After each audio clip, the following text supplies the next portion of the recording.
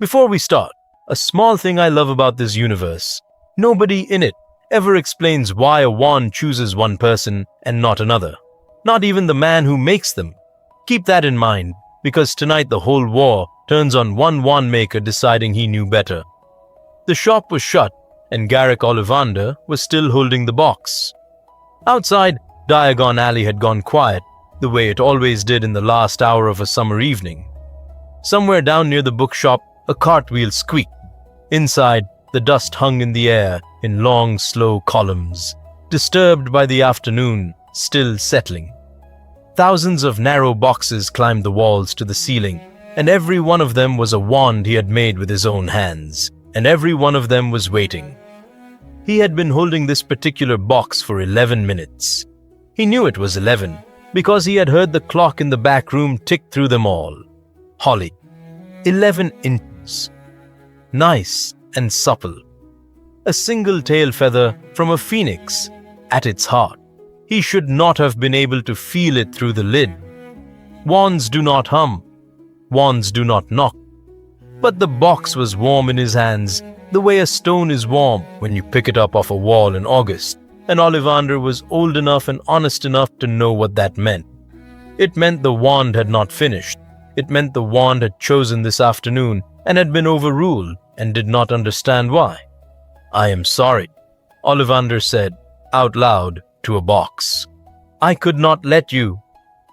He climbed the ladder and slid it back into its slot, high up, near the corner where the shelf met the window frame, and he made himself let go. Then he went and sat down behind the counter with the ledger open, and he did not write anything in it, because for the first time in 53 years of trading, he had sold a boy a wand he had not been chosen by. To understand what Ollivander did that day, you have to understand what he saw when the door opened. He had been expecting the Potter boy for 10 years. Wand makers keep dates. He knew the birthday, he knew the year the letters would go out, and he had wondered, in the idle way you wonder about weather, which wood would want him. What he had not prepared for was how small the boy would be. 11 years old, thin in the shoulders, wearing clothes that had clearly been made for somebody twice his size, staring around the shop like it might bite. Rubeus Hagrid stood outside on the step because he did not fit comfortably inside. And there, under a mess of black hair, was the scar. Ollivander had spent 10 years thinking about that scar as a piece of history. Now it was in his shop, on a face, at the height of his own chest, and it was not history at all. It was a wound, a thin, clean, lightning-shaped wound, and Ollivander knew exactly which wand had made it, because he had sold that wand too. 13.5 inches. Powerful. And at its core, a tail feather from a phoenix. The same bird. The same afternoon of feather giving more than 50 years ago, when a phoenix had shed 2 feathers, and Ollivander had taken both and made 2 wands from them and thought himself lucky. Only 2 in the world. Brothers. In the only way wands can be brothers. He remembered the boy who had bought the yew wand. Polite. Very polite. Handsome, in a hungry sort of way. 11 years old, in his first week of school, and the wand had gone off in his hand like something waking up.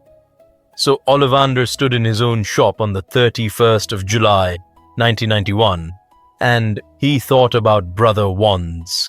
Here is the thing he knew that almost nobody else alive knew.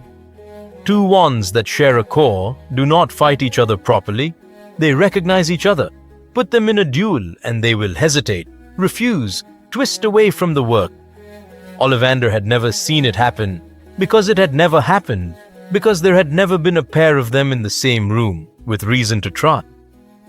But he knew it the way a man knows the grain of wood he has worked all his life, and he thought, quite clearly, standing there with the tape measure floating at the boy's shoulder, if I give this child the brother of that wand, then one day he will point it at that man, and it will not fight.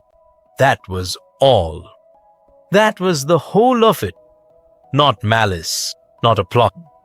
a frightened old man doing arithmetic in his head and getting the wrong answer.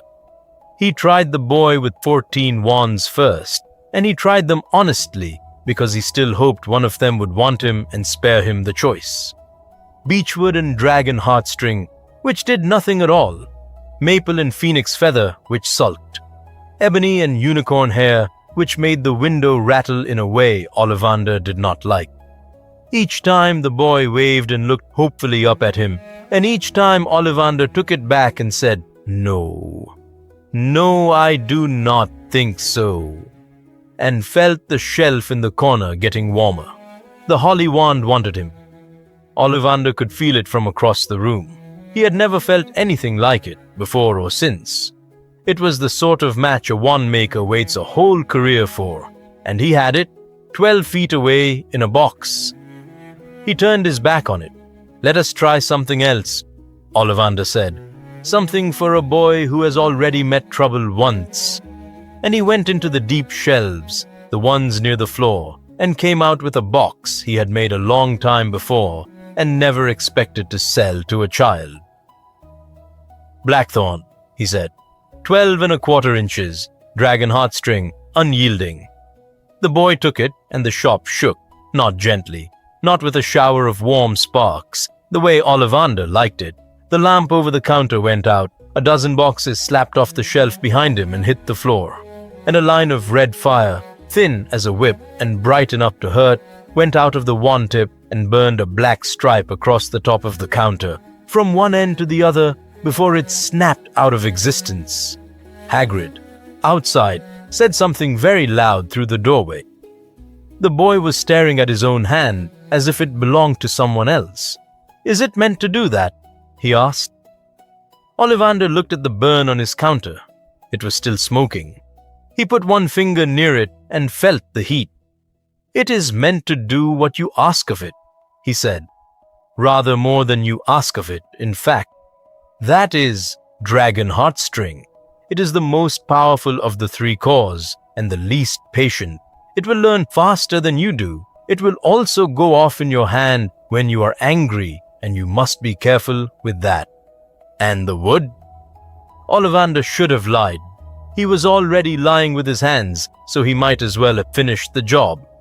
Instead, he told the truth, because the truth was the closest thing to a gift he had left to give. "Blackthorn is a fighter's wood," he said. "It is not a companionable wand. It does not warm to comfort or to kindness. It comes to trust its owner only after the 2 of them have gone through something bad together and survived it. If you are lucky, you will never be worthy of it." He wrapped it. 7 galleons, please." The boy paid and thanked him and went out into the street with the thing under his arm, and Ollivander watched him through the glass until Hagrid's back blocked the view. Then he climbed the ladder and took down the holly wand and sat with it for 11 minutes and put it back. There was one more thing, and Ollivander thought about it for a long time afterwards, on nights when he could not sleep, which, after that day, were most of them. He had told the boy that the wand chooses the wizard. He said it to every customer. He believed it the way other men believe in the sunrise, and he had spent that afternoon proving that a wand maker can put his thumb on the scale. He did not know what happened to a wand that had chosen and been refused. There was no chapter on it. Wand lore is not a science, whatever people say. There is only what old men have noticed. What Ollivander had noticed once, long ago, was a wand that broke without being touched. A young witch in Bristol had tried to hold a shield charm against 3 attackers at once, and had pushed and pushed and pushed everything she had through a wand that could not carry it, and the wand had come apart in her hand like a dry twig. Overfilled, he had written in his ledger that night. A wand will only carry what it can carry. Ask for more, and it will not refuse you. It will simply break. He wrote nothing in the ledger on the 31st of July, 1991. He closed it and turned out the lamp and went upstairs and left a wand in a box in the dark, waiting for a boy who had walked out of the shop with somebody else's weapon in his hands. It waited 7 years. Now let me tell you what those 7 years did. The trouble started before Halloween. Harry Potter arrived at Hogwarts with a wand that was better at magic than he was, and nobody warned the teachers. Professor Flitwick worked it out first, in the second week of charms, when Harry attempted a simple hovering spell on a feather and put it through the ceiling. The feather did not float, it went up like a bullet, hit the plaster, and stuck there, quivering, 30 feet above the class. There was a silence. Then Seamus Finnegan's feather caught fire, which was nothing to do with Harry, and the moment passed in the usual chaos. But Flitwick made a note. He was a dueling champion in his youth, and he knew what a dragon heartstring core looked like when it was in the hands of somebody too young for it. Half, Flitwick said to Harry at the end of the lesson, standing on his pile of books. Whatever effort you think a spell needs, Mr. Potter, use half of it. Then half again. Your wand is doing the rest for you, and it is not being kind, it is being eager. Do you understand the difference? Not really, sir, said Harry. You will, said Flitwick, and he did not look pleased about it. Harry was not a natural in those first months. That is worth saying, because people who tell this story later got it wrong. He was not brilliant, he was loud. Every spell he cast landed like a dropped plate.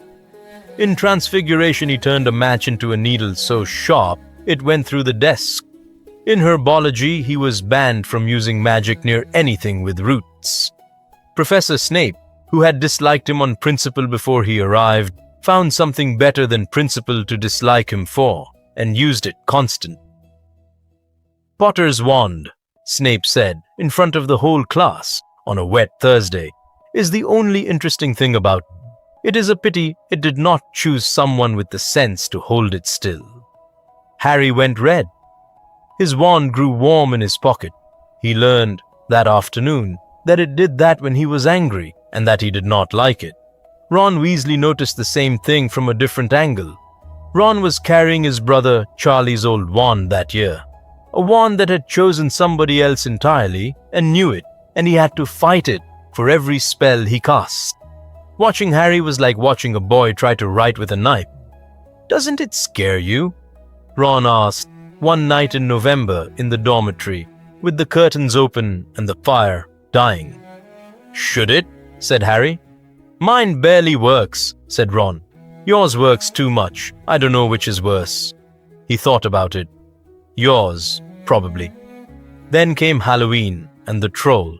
You know how this went more or less. The troll got into the castle. Hermione Granger was crying in a bathroom because Ron had been unkind about her, and the two boys went to warn her and locked the troll in with her by accident, which is the sort of mistake that only 11-year-olds can make with such commitment. Here is what was different.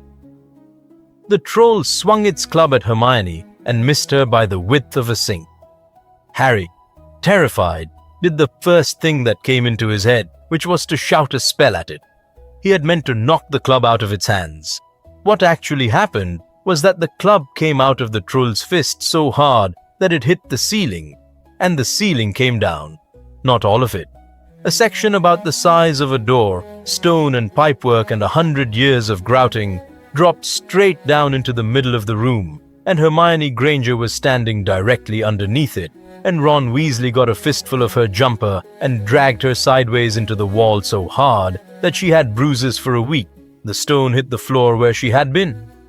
The troll, confused, sat down in the wreckage. Then Ron, white as the sink he was standing behind, pointed Charlie's second-hand wand at the troll's own club, said the hovering charm the way Flitwick had taught it, and dropped the club neatly on the troll's head. The troll fell over. The room went quiet. Water was running everywhere. Hermione was the one who got them out of trouble with Professor McGonagall, which was the beginning of everything, and she did it without once mentioning the ceiling. But she looked at Harry differently after that night, and it took him 3 years to understand what the look was. It was not fear of him, it was worry for him. Ron said it out loud on the stairs, still shaking. You nearly killed her. I know, said Harry. I'm not having a go, said Ron. I'm just saying it because nobody else is going to. Harry did not sleep much that night. He lay in the dark with the blackthorn wand in his fist under the blanket, and he thought about a stone the size of a door, and he made himself a promise that he kept badly for the next 7 years, which was that he would be careful. The rest of that year ran close to the way it always would have run. There was a 3-headed dog and a trapdoor. There was a chess game where Ron let himself be smashed off a board to get his friends through, and Hermione solved a riddle written in poison, and Harry went on alone. There was a mirror in a cold room and a man with 2 faces. Quirinus Quirrell did not go down to any wand. He went down because Harry got hold of him with his bare hands, and Quirrell's skin blistered under Harry's palms, and the thing living in the back of Quirrell's skull screamed and left him. Whatever protection Harry's mother had put into his skin 10 years before did that, and no wand maker had any say in it. But before that, Harry did try the wand. Of course he did. He was 11 and frightened, and he had a weapon. "Stupefy!" Harry shouted, and the blackthorn wand emptied itself. It should have been a stunning spell. What crossed the room was closer to a hammer. It hit Quirrell in the chest, threw him off his feet, and slammed him into a stone pillar hard enough to break something. Under any ordinary circumstances, that would have ended the fight. Quirrell got up.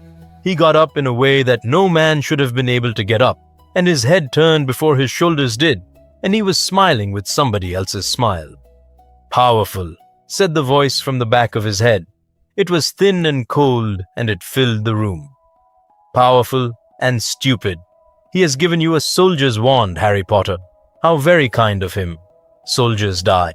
Harry did not understand a word of that until he was 17.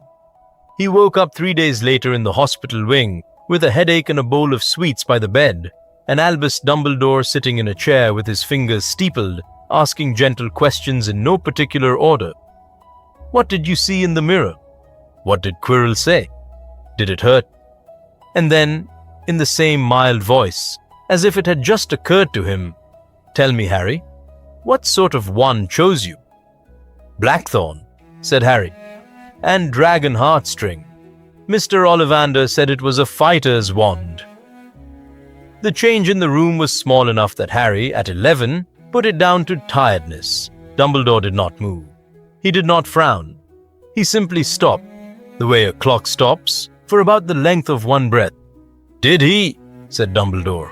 "Is that bad, sir?" "No," said Dumbledore. "No, it's not bad." He stood up and looked out of the window at the lake for slightly too long. "Eat your sweets. I have an errand." 2 days later, a very tall old man in half-moon spectacles walked into a wand shop in Diagon Alley and shut the door behind him. Ollivander knew why he had come before he said a word. That is the thing about guild. It makes you fluent. "Headmaster," he said, "you do not need a wand." "I need a memory," said Dumbledore pleasantly. "Yours are better catalogued than most. Last summer, you sold a wand to a boy named Harry Potter. I sell wands to a great many boys, not to that one." Dumbledore came and stood at the counter, and he put 2 fingers on it, and he traced the long black burn that ran the length of the wood. It had not come out. Ollivander had tried 3 times. "This is new." "That is nothing." "Which wand chose him?" There was a long pause, and in it, Ollivander could hear the clock in the back room, still going, still counting. "Blackthorn," he said. "Dragon heartstring, 12¼ inches. And the others he tried? 14. None of them suited." Dumbledore looked at him. There are people who can look at you in a way that makes lying feel like heavy lifting, and he was the worst of them.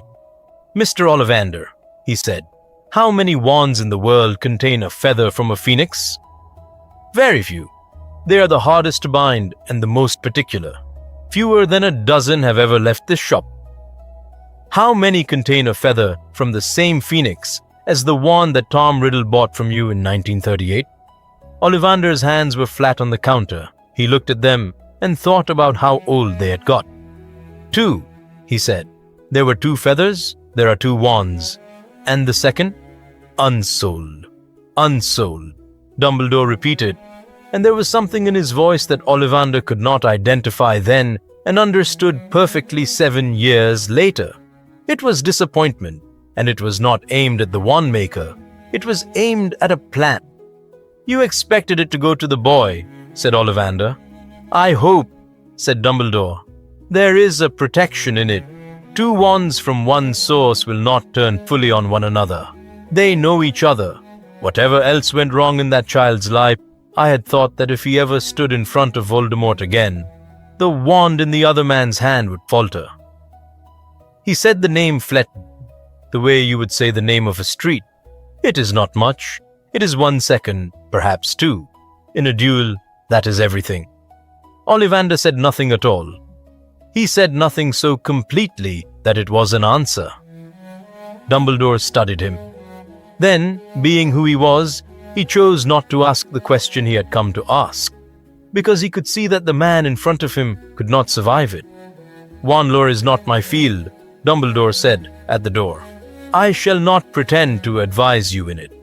But if that wand is still on your shelves when he's older, Mr. Ollivander, I would think very carefully about who takes it down and when." The bell rang, and he was gone, and Ollivander went into the back room and sat with his head in his hands for a long time. He did not take the box down. He did not put it anywhere safer. He simply stopped going up that ladder and told himself it was his knees. Harry Potter's second year at Hogwarts began with a flying car and ended in a cave under a school, and in between, a diary tried to eat a girl alive. There is no need to walk through the whole of it. A house elf named Dobby broke Harry's arm trying to save his life, which is very much how Dobby did things. Something in the pipes was turning people to stone. Harry could hear a voice in the walls that nobody else could hear, and he spent most of the year being suspected of things he had not done. And one of the things he had not done was speak to a snake in front of the entire school, except that he had. And it had looked exactly as bad as it sounds. What matters for our purposes is the last hour of that year, in the Chamber of Secrets, with the water and the dead snake skin and the enormous stone face. Ginny Weasley was on the floor, 11 years old, nearly gone, and the boy standing over her was 16 and beautiful and not alive. A memory poured out of a diary and filling up on a child's life a day at a time, and his name was Tom Riddle. "Give me your wand," Riddle said, holding out his hand. Harry did not give him anything. Riddle took it anyway. He held out one long white hand and said something Harry did not catch, and the blackthorn wand went out of Harry's fingers and across 10 feet of whetstone into his.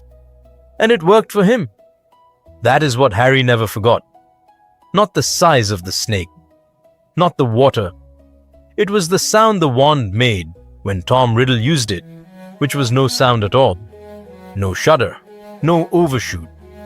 Riddle raised Harry's own wand and wrote his name in the air in fire, letters 10 feet high, smooth as handwriting, and then rearranged them into another name, the one he had made for himself, and the wand did it as neatly as a pen. "A dragon heartstring," said Riddle, turning it over, delighted. "Oh, that is a lovely thing. Do you know what nobody tells children about these? They are not loyal. Unicorn hair is loyal. Dragon changes hands. Dragon goes to whoever is winning." He looked up. "You are not winning, Harry." He was right, for about 4 minutes. A basilisk came out of the mouth of the stone face, and Harry ran, and bled, and hid, and a phoenix arrived, because a phoenix will always turn up when somebody is loyal. And it blinded the snake, and when Harry finally killed the thing, it was not with any wand at all. It was with a sword out of a hat, driven upwards through the roof of a mouth, and one of the snake's teeth broke off in his arm and started killing him. He pulled the tooth out. He looked at the diary, lying open in the water. He looked at Riddle, who had turned to watch Ginny Weasley stop breathing. Then Harry drove the fang through the book. The scream that came out of it did not sound 16. It sounded like everything that had ever been afraid of dying. Ink came out of the pages, like blood in water, and Tom Riddle came apart at the edges, and the blackthorn wand fell out of his hand and clattered on the stone. Ginny woke up crying. The phoenix cried into the wound in Harry's arm, and the poison went out of him. And when Harry picked his wand up out of the puddle, it was warm, not scorched, not smoking. Warm and pleased, like a dog that had been let off the lead. Harry did not tell anybody about that for 4 years. He told Dumbledore only that Riddle had taken it and used it, and Dumbledore asked him twice, in 2 different ways, whether the wand had resisted at all, and Harry said no, and Dumbledore looked into the middle distance and said, "I see." But Harry did ask one question, standing in the headmaster's office in a bloody, filthy jumper at the end of it all. "Sir, can a wand belong to 2 people?" "A wand can be one," said Dumbledore. "That is the ugly little truth at the bottom of wand lore, and there is not a duelist alive who does not know it. Defeat a wizard, and his wand may decide you are the better master. Some woods and some cause hold out. Dragon Heartstring is not famous for holding out." He looked at Harry over his spectacles. "Guard it. Not because it is precious, because it is willing." Harry's 3rd year is the year most people would say the timeline had not changed at all. They would be wrong, but you have to look closely to see it, and the place to look is a classroom on the 3rd floor, with a boggart in a packing case. Remus Lupin was the best teacher Harry ever had, and he worked out Harry's problem in a single afternoon. Dementors had come aboard the Hogwarts Express in September, hunting an escaped prisoner named Sirius Black, and one of them had come into Harry's compartment, and Harry had gone down like a dropped coat. He kept going down. Every time one came near him, he heard a woman screaming and the world went out, so Lupin agreed to teach him the Patronus charm, which is a difficult, delicate, deeply strange piece of magic. You do not attack a Dementor. You cannot. What you do is find the happiest thing you have ever felt, hold it in your chest until it is unbearable, and then let it out through your wand, and if you have done it properly, it comes out alive. Harry could not do it. Not badly. Not at all. He tried for 6 weeks. He would find the memory and hold it and speak the words, and the blackthorn wand in his hand would do nothing whatsoever, which was the first time in 2 years it had ever done nothing. "Again," said Lupin, on the 7th week, watching very carefully. Harry tried again, silver light, a thin wisp of it, and then out. Lupin sat down on the edge of the desk. "Harry, give me the wand a moment." He held it flat across both palms, the way a man holds something that might be evidence. He rolled it. He looked at the burn marks near the tip, and there were plenty by then. "Blackthorn," Lupin said. "Is that a problem?" "It is an opinion." Lupin handed it back. "A wand is not a tool, whatever the shops tell you. It has habits. This one has spent 2 years learning that when you raise it, you want damage, and it has been very good to you about that. Now you are asking it for the opposite thing. Not force, not defense even. Happiness, given away for free." He smiled slightly. "It does not know how. You will have to teach it, and it will take you 3 times as long as it takes anybody else. And you must not conclude from that you are weak. Do you understand?" "No," said Harry. "Good. Understanding comes later. Try again." It took him until February. When it finally worked, it did not work out of joy. And that is the part Harry was ashamed of for years. It happened at the edge of a lake in the small hours, with 100 Dementors coming down out of the dark at 2 people he loved, and what pushed the spell out of him was not a happy memory at all. It was fury. Pure, white, unreasonable fury that they were going to take yet another thing off him. The blackthorn wand understood fury perfectly. What came out of the wand tip crossed the water like a horse at full gallop, and it was a stag, huge and silver and burning at the edges, and it went through that pack of Dementors and scattered them like paper. Harry saw it and thought for 1 second that he was seeing his father, and then he passed out. Lupin told about it afterwards, was quiet for a long moment. Anger will produce a Patronus, he said. For a while. It is not stable, and it will fail you on the day you most need it, because anger runs out and hope does not. He looked at the boy on the hospital bed. But it is a start, and you saved 4 lives with it, so I shall keep my lecture in my pocket. He never did get to finish that lecture. He was gone by June, for reasons that had nothing to do with teaching and everything to do with the fact that Remus Lupin became a wolf at every full moon, and always would, and a school full of children had found out. Which brings us to the other thing that happened that year. On a night when the moon was full and rising, in a broken-down house at the end of the village, and it is the single most important thing in this entire story. So I want to be careful with it. Sirius Black was not a murderer. He had been in Azkaban for 12 years for the murder of 12 muggles and 1 wizard. And the wizard was Peter Pettigrew, and Peter Pettigrew was standing in that room. Alive. 34 years old, small and grey and shaking, having spent those 12 years as a rat in a boy's pocket. He had been the Potter's secret keeper. He had told Voldemort where they were. He had faked his own death in a street and left his best friend to be arrested for it. Sirius Black and Remus Lupin stood there with their wands pointed at him and every intention in the world of finishing it. And Harry Potter, 13 years old, standing in front of the man who had sold his mother's life, said no. He can go to Azkaban, Harry said. He can go to Azkaban and he can tell them what he did. I'm not letting you kill him. He has been asked 100 times since why he did that, and his answer has never got any better. He did not do it out of mercy. He has always been clear about that. He did it because he did not want his father's friends to become murderers in front of him, and because some part of him, the part that had been carrying a wand that wanted damage for 2 years, was frightened of how badly he wanted Pettigrew dead. So they tied him up and marched him out under a rising moon. And then the moon cleared the trees and Remus Lupin transformed, because that is what happens always, without exception.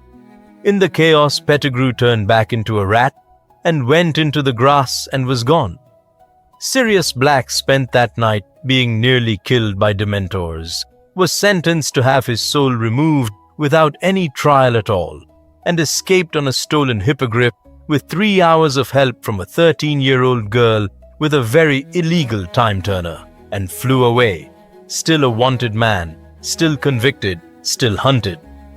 But before he went, he took Harry by the shoulders on the roof of a tower, and said something that mattered later. "You spared him," Sirius said. "I'd have killed him. 12 years, I've thought about nothing else, and you stopped me in about 4 seconds, and I'm not going to pretend I'm grateful yet." He shook his head. "Listen, it isn't nothing, what you did. He's alive because of you, and there's a kind of magic in that, older than any of us.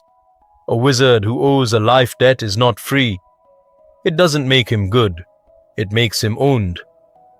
One day that might be worth more to you than 100 good spells." Then he was gone over the wall of the castle, and Harry went back to his aunt and uncle's house for the summer, and did not think about life debts again for 1 year and 6 days. Ollivander saw the wand again in November 1994. They held a ceremony for it, which he found faintly ridiculous.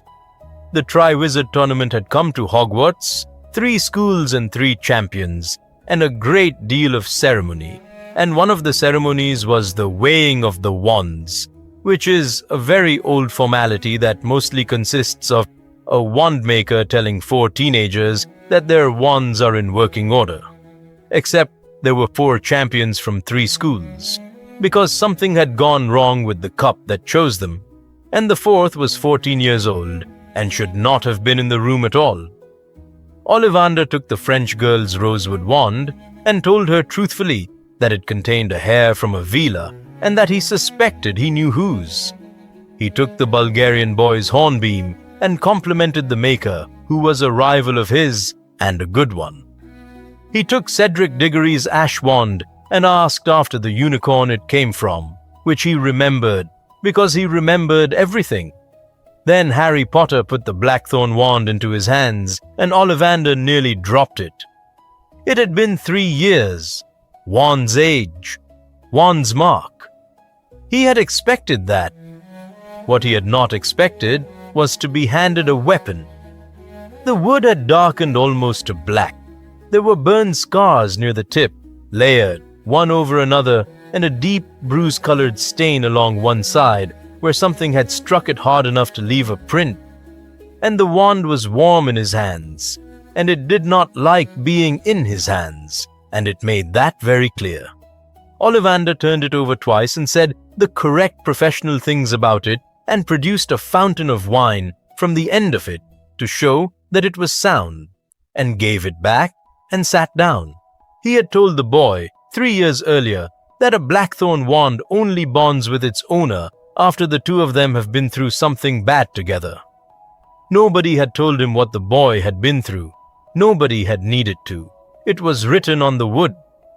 That is the day Ollivander began to be afraid of what he had done, rather than merely ashamed of it, because a wand like that does not get made in a workshop. It gets made in the years afterwards, out of whatever happens to the hand that holds it. And if a wand had gone that dark in 3 years, then Ollivander had to ask himself what the next 3 would put into it. He went home to Diagon Alley that night, and stood at the bottom of the ladder for a long time and did not climb it. 7 months later, Harry Potter took hold of a silver cup at the end of a maze and was gone. The maze had been full of things that could be beaten. That was the last ordinary thought Harry had for a long time. He had spent that year being hated by half the school, entered into a tournament he had never wanted by somebody who had not signed their name, and dragged through 3 tasks that were designed for people 3 years older than him. He had got past a dragon on a broomstick. He had gone into the black water of the lake with a fistful of weed in his mouth and come out with 2 people instead of 1 because he could not make himself leave a little girl down there.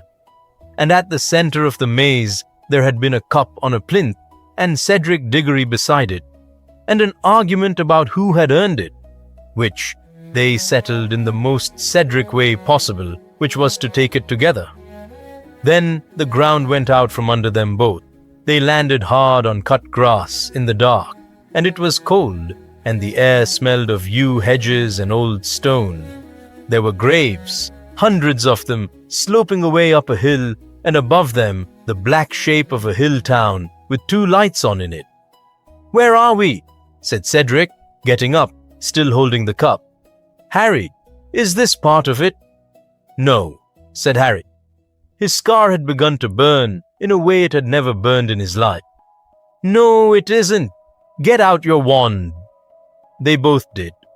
They stood back to back like children in a story, which is exactly what they were, and out of the dark between the headstones, a short man came walking, carrying something wrapped in cloth that was too big for him, and moving in a way that suggested it was heavier than it looked. He stopped 10 feet away. He set the bundle down on the grass, and a voice came out of it, thin and cold and horribly interested, and said, "Kill the spare." Harry has never been able to describe the next 2 seconds, and he has stopped trying. There was a green light. It was over before it had started. Cedric Diggory was 17 years old, and had never in his life done anything worse than be slightly too well liked, and he went down on the grass with his eyes open and the Triwizard Cup still in his hand, and that was all. Peter Pettigrew put Harry against a headstone with ropes out of the end of a wand, and Harry, screaming at him, saw the name carved on the stone by his own shoulder. Tom Riddle. And Pettigrew, weeping steadily and doing it anyway, built a man out of a cauldron. Bone of the father, taken without permission, dug up out of the grave Harry was tied to. Flesh of the servant, given willingly, and Pettigrew gave his own right hand at the wrist, and made a sound that Harry heard in his sleep for years. Blood of the enemy, taken by force, and a silver knife opened Harry's arm, and a cupful went into the cauldron. What came out of it was tall and thin and whiter than the marble around them, and its eyes were red, and it stood on its own 2 feet in a graveyard in Little Hangleton for the first time in 13 years and asked for a robe. They came when he called them, cloaked and masked, appearing between the graves in 1s and 2s, kneeling in a ring on the grass. Lucius Malfoy. Others whose names Harry learned later. Voldemort walked among them and spoke to them in a voice like a man discussing the maintenance of a house, told them which of them had been faithful, which had been cowards, which he would forgive, and which he would not. He came to Pettigrew, who was on his knees in the mud with his stump wrapped in his robes, crying, "You return to me," said Voldemort, "not out of loyalty, out of fear of the others, but you returned, and I keep my bargains." He put his wand tip against the bleeding wrist, and something silver ran out of the end of it like liquid, and set, and became a hand. A perfect hand, jointed and gleaming, brighter than the moonlight on the stones. Pettigrew flexed the silver fingers and pressed them to his mouth and sobbed his thanks into them. "May your loyalty never waver again," said Voldemort. Harry, tied to a gravestone with blood running into his sleeve, watched a man be given a hand by his master and filed it away without knowing why. That is the detail. Hold on to it. Then Voldemort came and stood in front of Harry and told him the whole story, because he had waited 13 years for an audience and Harry was the only one who would do. He talked about Godric's Hollow. He talked about Lily Potter and what she had done, and how tiresome it had been. He put one long finger on Harry's scar, and the pain was so complete that Harry stopped being a person for a moment. And then he did the thing that killed him in the end, though it took another 3 years. "Untie him," said Voldemort. "Give him back his wand." Because he wanted witnesses. Because a boy who dies begging is a story that only works once, but a boy who dies fighting in front of 30 men who had doubted him is a coronation. Pettigrew cut the ropes and pressed the blackthorn wand into Harry's hand, and Harry's fingers closed on it, and the wood was hot, hotter than his own skin, because it had been lying in the grass listening to all of this. "We bow," said Voldemort. "It is the custom." "Bow to death, Harry. It is only polite." Harry did not bow.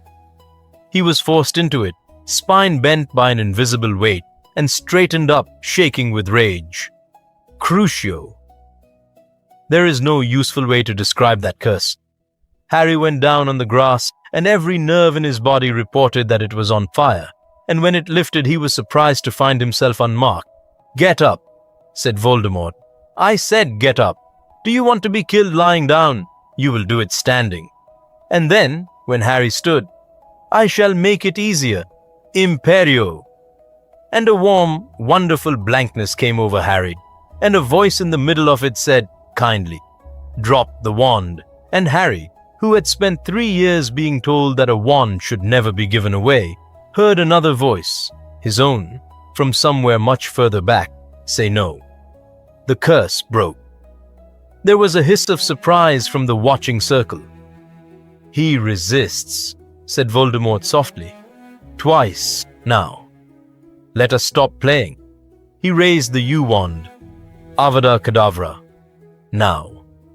This is the moment the whole story turns on, and I want you to see it exactly as it happened, because in another version of this night, in a version where an old man in a shop had let a wand have its way, something extraordinary happened here. 2 wands from one bird would have recognized each other. There would have been a bead of golden light and a cage of song, and the dead would have come up out of the U-wand to hold the murderer still while a boy ran for the portkey. None of that happened. What happened was that Harry Potter threw himself sideways behind a marble angel, and the killing curse hit the angel, and the angel came apart. A piece of it opened his cheek. He landed on his hands and knees in wet grass full of marble dust, and the only thing on his side in that entire graveyard was a wand that had spent 3 years learning one lesson. So he used it. He did not cast a disarming spell. He had learned at 11, in a bathroom full of water, what his wand did when he asked politely for something small. What he asked for now was not small. He put his head round the base of the statue and pointed at the ground in front of 30 men and said the strongest breaking spell he knew and gave it everything. The graveyard came up. 6 feet of turf and marble and old stone went into the air in a wall, and the front rank of the circle went down under it, and one of them, Harry heard the arm break, would not be casting anything for 6 months. The night filled with white dust. Somebody was screaming about their eyes. For 9 seconds, Harry Potter was winning a fight against Lord Voldemort and 29 Death Eaters. Then the dust settled, and Voldemort had not moved at all. He had put up something invisible and let the storm go round him, and he was looking at Harry with an expression that Harry had never seen on his face before and never saw again. He was interested. "Not clever," said Voldemort. "Not skilled. Loud." He tilted his head. "What is in that wand?" Harry ran. There was a low wall, and the cup lay somewhere out beyond it in the dark, and he got 4 steps. "Expelliarmus," said Voldemort. It was the same spell Harry had been about to use, cast by a man who had been casting it for 50 years, and the blackthorn wand tore out of Harry's fingers and flew backwards across the grass into Voldemort's waiting hand. He held it up. He held both wands up, one in each hand, yew and blackthorn, and he turned Harry's wand slowly in front of his own red eyes. And Harry, empty-handed in the mud, watched his own wand settle into the grip of the man who had killed his parents and felt nothing come back to him. No tug, no pull, nothing. "Dragon heartstring," said Voldemort, with something almost like affection. "Do you know, boy, what nobody teaches children? A wand of dragon is not a wife, it is a mercenary. It goes where the power is." He closed his fist around it, and Harry saw the wood take it, the way a dog takes a hand it has decided to like. It has known for some time that it was wasted on you. I felt it decide. That is a rare pleasure.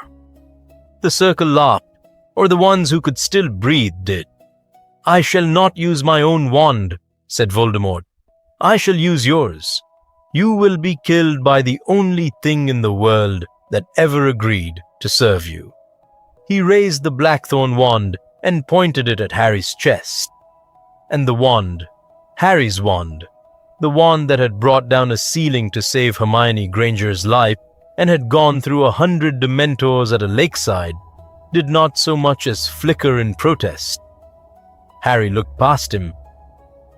Peter Pettigrew was standing 8 feet to the left at the edge of the ring, holding his new silver hand against his chest, watching. Not gloating, watching, the way a man watches a road accident he cannot lead. "Wormtail," said Harry. "Silence," said Voldemort. "You owe me a life." It came out of Harry as flat as a stone. He was 13 months past the night in the Shrieking Shack, and he had not thought about it since, and it arrived in his mouth fully formed, in his godfather's voice. "I stopped them killing you," Harry said. "Sirius had his wand on you, and Remus had his, and I stood in front of you and said no, you'd be dead. You'd have been dead a year ago, and none of this would be here." His voice cracked. "You owe me a life, and you know it, and every single person standing in this graveyard just heard me say it." Nothing happened. Then Peter Pettigrew said, "My lord," and stopped, and it was the smallest sound in the world. Voldemort turned his head. That was all Harry wanted. One turned head. "You wish to speak?" said Voldemort. "He," said Pettigrew. "He is only a boy, my lord, and the debt is, it is old magic, it is not nothing. If I could only, perhaps he could be kept alive and used, and I would not have to be the one who—" He never finished the sentence. because his own right hand rose up and took him by the throat. It was a beautiful hand. It was the best thing its maker had ever made, and it had been given by a master to a servant with a condition attached that Peter Pettigrew had heard and not listened to, and now the silver fingers closed and would not open. Pettigrew's own left hand clawed at them. His knees went. He fell over sideways into the wet grass between two graves, kicking, and the sound he made was not loud, and no one moved to help him, because every man in that circle had just learned something about the gifts they had been given. "Wormtail," said Voldemort, and for 1/2 second, for the first time in Harry's life, he sounded surprised. "Stop that." The hand did not stop. It had been told to guarantee loyalty, and it was doing so. And Harry Potter, 13 feet away, flat on his stomach in the mud, put every muscle he had into one movement. He did not go for Voldemort. He went for the ground. Pettigrew, dying, had rolled into the back of Voldemort's legs, and the blackthorn wand had come out of that white hand and fallen, and Harry got it. He felt it come into his palm, and it was cold now, cold and sullen and confused, and he did not care. "Accio!" Harry screamed. "Accio Cup!" Out in the dark, beyond a low wall, the Triwizard Cup lifted out of the grass beside a dead boy's hand and came at him like a thrown brick. Voldemort turned and understood everything in 1 second, which was 1 second too many for him and exactly enough for Harry. Avada Kedavra! Harry was already moving. He got his left hand round Cedric Diggory's wrist as the cup came, because he had promised himself in the last 4 seconds that he was not leaving him there, and his right shoulder was tangled in Peter Pettigrew's robes, and the killing curse went over all 3 of them and killed a tree. The second curse did not miss. It was not the killing curse. Voldemort, in the last quarter of a second, changed his mind and aimed lower at the hand holding the wand because he wanted that wand, and what came out of the U wand was something old and cutting that Harry never learned the name of. It went across the back of Harry's right hand and forearm like a hot wire. Then the cup touched his knuckles and the graveyard went away. They came down on the grass at the edge of the Quidditch pitch in a heap, in the middle of a band playing, with the crowd noise going up all around them. 4 things arrived. A cup, a boy who was dead, a man who had been dead for 13 years and had now managed it properly, with a silver hand still locked around his own throat, and Harry Potter, 14 years old, screaming, with his right arm burned open from wrist to elbow and his wand still in his fist and Cedric Diggory's sleeve still gripped in his other hand, refusing for 6 full minutes to let go of ear. What happened in the next hour is on the record, because Albus Dumbledore made very certain that it was. A man who had been teaching defense against the dark arts all year was found to be somebody else entirely, and the real teacher was found alive in a trunk in a classroom. The impostor confessed everything under veritaserum, in front of witnesses. Then the Minister for Magic brought a Dementor into a school and let it take the only living witness's soul out through his mouth. Then he said, quite reasonably, that this was regrettable and that of course nothing else could now be proven. But there was a body on the grass at Hogwarts with a silver hand on it, and that changed the summer of 1995 more than anything else in this entire story. You cannot argue with a corpse. That was the sentence Albus Dumbledore used in a small office at the Ministry of Magic at 7 o'clock in the morning on the 2nd of July. And it was the most aggressive thing anybody in that room had ever heard him say. The problem in front of the ministry was this. Cornelius Fudge had decided, in the space of one night, that Lord Voldemort had not returned, that Harry Potter was a disturbed child, and that Albus Dumbledore was building a private army. He had a great deal invested in that decision. Every day it went unchallenged, it got more expensive to change his mind. But lying on a slab in the Department of Mysteries was the body of Peter Pettigrew, who had been publicly dead since November 1981. who had been awarded the Order of Merlin, second class, in a ceremony attended by the minister himself, and whose murderer had spent 12 years in Azkaban. Fudge could deny a boy, he could not deny a body. They examined it for 4 days. The findings were read out in front of the full Wizengamot on the 6th of July. And Harry Potter, 14 years old, with his right forearm wrapped in bandages that had to be changed twice a day, sat in the public gallery next to Arthur Weasley and listened. The healer who had done the examination was a dry, precise woman named Rosalind Fitt, and she did not care in the slightest about politics. The subject is made, approximately 35 years of age, she said.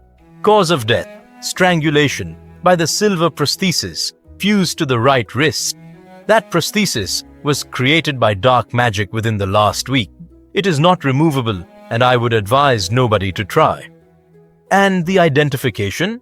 Said Madame Amelia Bones from the high chair in the voice of a woman who already knew. 4 points, said Healer Fitt. First, the blood. It matches records held by St. Mungo's from 1978. Second, the dentition. Third, he is an unregistered animagus, and the form is fixed in the tissue and can be read after death. The form is a rat.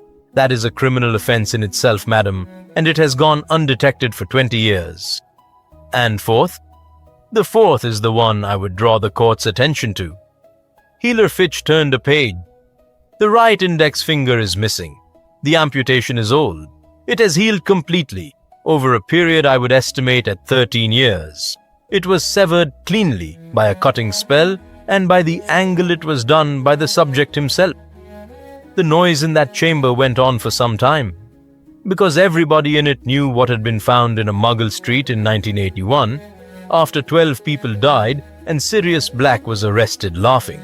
1 finger. That was all that was left of the hero Peter Pettigrew, and they had buried it and given his mother a medal. The vote to reopen the case of Sirius Black was taken that afternoon. Sirius surrendered himself 6 days later. He walked in through the visitor's entrance at 10 in the morning, with Dumbledore on one side of him and Remus Lupin on the other. Dumbledore had told him plainly that a fugitive who is dragged in is a criminal, and a man who walks in is a witness. Sirius Black had listened to Albus Dumbledore approximately twice in his life, and this was the second time. They kept him in a holding cell for 9 days, and he did not complain about it once, which frightened Remus more than shouting would have. The hearing itself took 2 days. The Ministry's counsel tried first to argue that none of it mattered, because Black had escaped from Azkaban, and that was a crime whatever else was true. Madame Bones asked him whether he wished the record to show that the Ministry considered escaping an unlawful imprisonment to be an offense, and he sat down. Then they tried Veritaserum, and this is worth pausing on, because everybody expects it to be the moment where the truth simply falls out. It is not. Sirius offered to take it. He offered loudly and repeated. And it was the Ministry's own counsel who objected, because the law is the law, and the law says that testimony under Veritaserum cannot convict and cannot fully acquit, for a reason that has nothing to do with kindness. A wizard trained in occlumency can hold his mind shut against it. A skilled liar can give a technically true answer. If the courts accepted the potion as a proof, then every trained mind in the country could walk free by drinking it, and the Ministry had no intention of admitting that in writing.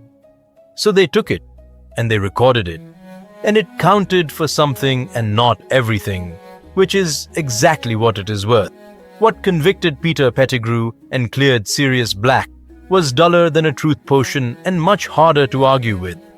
It was 13 years of physical evidence, an unregistered animagus form, written into dead tissue, a healed self-amputation, and a memory. The memory was Harry's. They took it out of him with a wand at his temple in a side room, a silver thread of it, and poured it into a shallow stone basin, and the members of the Wizengamot went down into it in groups of 6, because the basin would not hold more. They stood in a graveyard in Little Hangleton in the dark and watched a man be built out of a cauldron. They watched a hand be given.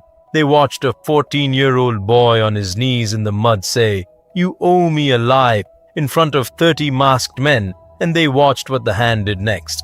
They came out of the basin, and several of them had to sit down. Sirius Black was cleared of 13 counts of murder on the 21st of July, 1995, 10 days before Harry's 15th birthday. He was awarded 10,000 galleons in compensation, which he described in front of a reporter as a fair price for 1 year, and then asked her to work out the arithmetic for the other 11. Harry was in the gallery when they said it. He remembers standing up and not being able to hear anything, and Sirius across the courtroom looking up at him, and neither of them managing to arrange their faces properly. That is the good part.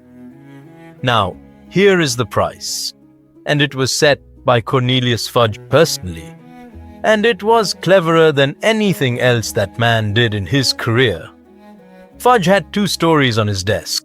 Story 1 was that the Ministry of Magic had put an innocent man in Azkaban for 12 years without a trial, because Bartemius Crouch Sr. had been signing people away during the war without one, and Crouch Sr. was conveniently dead. Story 2 was that Lord Voldemort had come back. Fudge chose story 1, and he chose it enormously. The Daily Prophet ran the wrongful conviction across 4 pages for 11 days. There were interviews, there were inquiries announced, there were photographs of Sirius Black, thin and hollow-eyed, being handed a document by a smiling official. There was a great deal about the failures of a dead man, and a promise of reform, and it was, in its way, the truth. And in all 4 pages, on all 11 days, there was not one line about cauldron in a graveyard. The official position was published on the 23rd of July. The ministry accepted that Peter Pettigrew had been alive and in hiding, that he had been the traitor, and that he had died in a graveyard in Little Hangleton in circumstances that remained under investigation. As to the boy's account of what else was in that graveyard, the ministry noted with sympathy that Harry Potter had watched a school friend die in front of him, had been tortured, and had sustained a serious injury to his arm, and that the healers at St. Mungo's had confirmed that severe shock can produce vivid and sincere recollections of things that did not occur. Nobody called Harry a liar. That was the trick. They called him damaged, which cannot be argued with, because arguing proves it. Harry read it at the kitchen table at number 4, Privet Drive, because that is where he was, and that was the other prize. He had assumed, from the moment the verdict came in, that he was going to live with his godfather. So had Sirius. Sirius had spent 9 days in a holding cell, drawing up a list of things a 15-year-old boy might need in a house. And the list was very long and included a chess set, because he had been told that Harry played chess badly and wanted to be the one to fix it. Dumbledore said no. The scene that followed happened in the kitchen of a filthy old house at number 12, Grimmauld Place, and Harry was not in the room for it, and heard the whole thing from the stairs anyway, because Sirius Black at full volume could be heard through stone. "He is my godson. James asked me. It is written down, Albus. It is written down in his parents' own hands. And there is older writing than that," said Dumbledore. "Lily Potter died to protect that boy, and what she did survives in her sister's house and nowhere else on earth. While he can call that place home, he cannot be touched there. It holds until he is 17. He hates it there. Those people hate him." "Yes," said Dumbledore, and Harry, on the stairs, had never heard him sound tired before. "I know exactly what I am asking, and I am asking it anyway, and if there were another way I would take it tonight. He must return for a part of every summer. The rest of the year, he is yours." There was a long silence in the kitchen. 2 weeks, said Sirius. "Every summer. 2 weeks in that house and the rest with me, and I want it in writing." 4, said Dumbledore. 3, said Sirius. "And you can explain to him yourself why the man who died for him gets a fortnight." They settled on 3. It is the only recorded instance of anybody negotiating Albus Dumbledore down. So Harry Potter spent the last 3 weeks of July 1995 at number 4, Privet Drive, reading a newspaper that told him gently that he was unwell, with a healing burn along his right arm that ached whenever he cast anything, and a wand in his trunk that had started in the last 3 weeks to do something new. It hesitated, not always, not obviously, but there were moments, a dozen of them that summer, when Harry raised the blackthorn wand and asked it for something, and there was a pause, a hitch, a fraction of a second where the wand seemed to be considering its options. It had never done that in 4 years. It had done every appalling thing he had ever asked of it instantly, and with enthusiasm. He wrote to Dumbledore about it and got a 2-line answer which said only that they would discuss it in September and that in the meantime he should keep the wand on his person at all times, day and night, and not lend it to anyone, ever, for any reason. Harry did not need telling. He had watched it sit quietly in another man's hand. The year that followed was the worst of his school life, and none of it was about wands until the very end.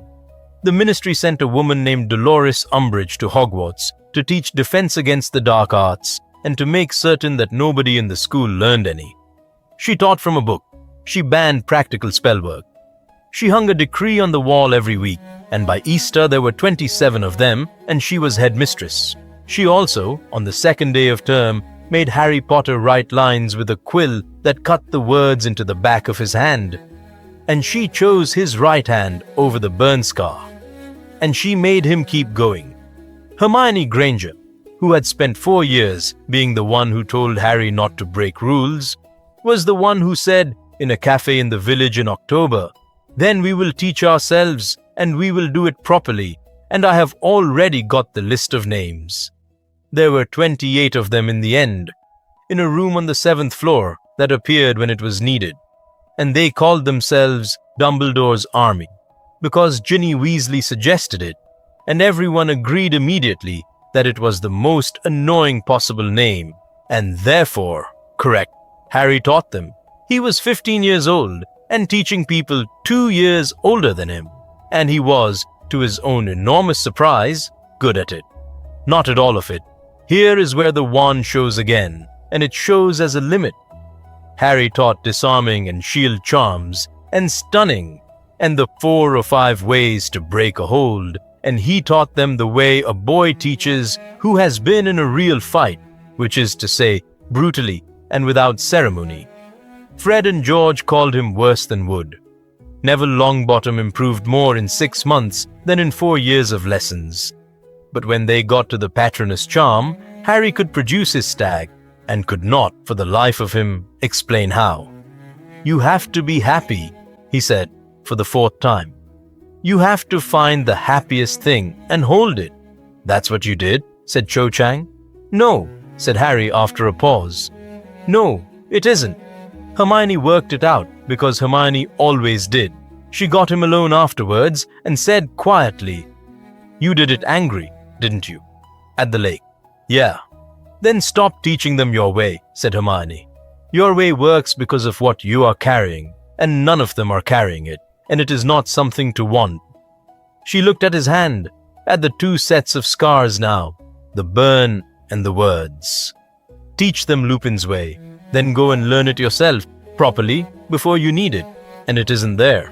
He did not manage that until he was 17, and she was right about when he would need it. 3 other things happened that year that you need before the end. The first was occlumency. Dumbledore, who had spent the whole year refusing to look Harry in the eye for reasons that took another 2 years to explain, arranged for Severus Snape to teach Harry how to close his mind, because the connection between Harry's scar and Voldemort's thoughts was widening, and it went both ways. Those lessons were a disaster. They ended in March, when Harry saw, in a pensive, a memory that Snape would rather have died than show him. And after that, Snape would not have taught him to tie a knot. The second was the wand. In February, in the middle of a lesson, Harry cast a stunning spell at a practice dummy, and the blackthorn wand did nothing at all for a full second and a half. and then discharged sideways into a wall and cracked the stone. He took it to Dumbledore that night and put it on the desk. Dumbledore looked at it for a long time without touching it. "It was taken from you," he said, "in the graveyard. He disarmed you and he held it." "Yes." "For how long?" 2 minutes, maybe. He said it had decided. "He was boasting," said Dumbledore. "And he was also telling the truth, which is his most dangerous habit." He steepled his fingers. "A wand won in combat may transfer its loyalty to the winner. Sometimes wholly, sometimes partly. And a partly turned wand is a very poor thing to go to war with. It will serve you 9 times in 10. The 10th time it will pause and think, and you will not get to choose which time that is." Harry stared at him. "Then I need a new wand." "You need a wand that chooses you," said Dumbledore. "Those are not the same purchase." He took his spectacles off and cleaned them, which was what he did instead of hesitating. "There is a shop in Diagon Alley, and there is a man in it who owes you something he has never told you about, and this is not the year for that conversation. Keep the wand, guard it, and Harry, when it hesitates, do not stand there and ask it twice. Move." The third thing was that on the 18th of June 1996, Harry Potter dreamed that his godfather was being tortured in the Department of Mysteries, and it was not true, and 6 children went to London anyway. It was a trap built specifically for him, and it worked because it was built out of the one thing he could not learn to doubt. 6 of them went: Harry, Ron, Hermione, Ginny, Neville, and Luna Lovegood. They got into the Department of Mysteries and into a room the size of a cathedral full of shelves, and on one of the shelves there was a small dusty glass sphere with a label under it, and the label had 2 names on it: Sybil Trelawney and Harry Potter. He picked it up because nobody else could. Only the people a prophecy is about can lift the record of it, and that is a rule of that room, and the 12 Death Eaters waiting in the shadows had known it for 6 months, and that was the entire purpose of the dream. Lucius Malfoy stepped out from behind a shelf and asked politely for the sphere. The fight in the Department of Mysteries lasted about 40 minutes, and there is not time to do it justice here. Rooms full of clocks, a tank of brains, a room where the floor was made of stars. Hermione went down under a silent curse and stopped moving, and Harry thought she was dead for 11 minutes. Neville Longbottom's wand, his father's wand, the wand he had carried out of respect and refused to replace for 5 years, was broken across the middle by a Death Eater's boot heel, and Neville kept fighting with the half of it that was left. And in the Death Chamber, on the stone tiers around the raised dais, Harry Potter made the worst good decision of his life. They had Neville. 2 of them had him on his knees on the steps with a wand under his jaw, and Bellatrix Lestrange was standing over him with her head tipped to one side, and she said, "The prophecy, Potter, or I do to him what I did to his mother and father, and I would like you to know that I remember it very." Neville, with his mouth full of blood and half a wand in his hand, said, "Don't." Harry gave her the sphere. He has never once said he was sorry he did it. He has also never stopped counting what it cost. The order arrived 4 minutes later, 6 of them, out of nowhere, and the room turned into something Harry could barely follow. Sirius Black came down those steps 2 at a time laughing, which was the last time anybody heard him do it, and put himself between his godson and the whole room. Harry was on the floor of the dais with his ears ringing when Bellatrix Lestrange, backing away from her cousin with the sphere in her fist, decided that the fastest way out was to remove the reason anybody was there. She aimed at Harry. Sirius saw it and did not have time to shield and did the other thing. He stepped into it. He was hit in the chest with a killing curse from 4 feet away, and he went down on the stone in front of the dais, and it was very quick, and he did not look surprised. Harry got to him before he had finished falling. There was no veil, no mystery, no arch. there was a body on stone in front of 40 witnesses, and it stayed there, and Harry Potter had to be pulled off it by Remus Lupin with both arms round his chest. And there was a funeral 11 days later at which 400 people came to apologize to a dead man. He had been free for 11 months. Harry went up out of that room after Bellatrix Lestrange with a wand that hesitated. He caught her in the atrium. He tried 3 times to hurt her badly, and the 4th spell he cast was the Cruciatus Curse. And it half worked, which was worse than if it had not. And then Lord Voldemort arrived in the middle of the Ministry of Magic, took the glass sphere out of Bellatrix Lestrange's hand, and listened to it. Dumbledore came out of a fireplace 9 seconds too late. The duel between them wrecked the atrium, and it ended when Voldemort, unable to win it, did the other thing available to him and went into Harry's body from the inside and lay there in Harry's chest, telling him to ask Dumbledore for death. What pushed him out was not a spell and not a wand. It was that Harry, in that moment, was thinking about Sirius, and the grief in him was so large and so entirely made of love that the thing wearing him could not stand to be in the same body as it, and it leapt. Cornelius Fudge arrived with 12 ministry officials in time to see the last of it, and resigned within a fortnight. So the war became public 1 year later than it should have, and Harry Potter was believed at last, and none of that got him anything he wanted. There is one more thing about that night, and Harry did not learn it for 2 years. And Dumbledore did not tell him because Dumbledore did not know. Lord Voldemort had heard the whole prophecy, every word of it. He had spent 15 years knowing only the beginning, and now he knew the end. And the end says that one of them has to die at the hand of the other, and that the boy has a power the Dark Lord knows not. A man like that does not hear a thing like that and delegate. From the 21st of June, 1996, Lord Voldemort stopped sending people to kill Harry Potter. He went to see the wand maker himself. It happened on the 4th of July, 1996, 13 days after the Department of Mysteries, and it was the last day Ollivander's shop was open for 18 months. The last customer was Neville Longbottom. That is a small thing, and it turned out not to be small at all, so I'm going to spend a minute on it. Neville came in with his grandmother on the 2nd day of the holidays, carrying the 2 halves of his father's wand wrapped in a handkerchief, and he put them on the counter and could not look at them. "It broke," he said. "At the ministry. It was my dad's."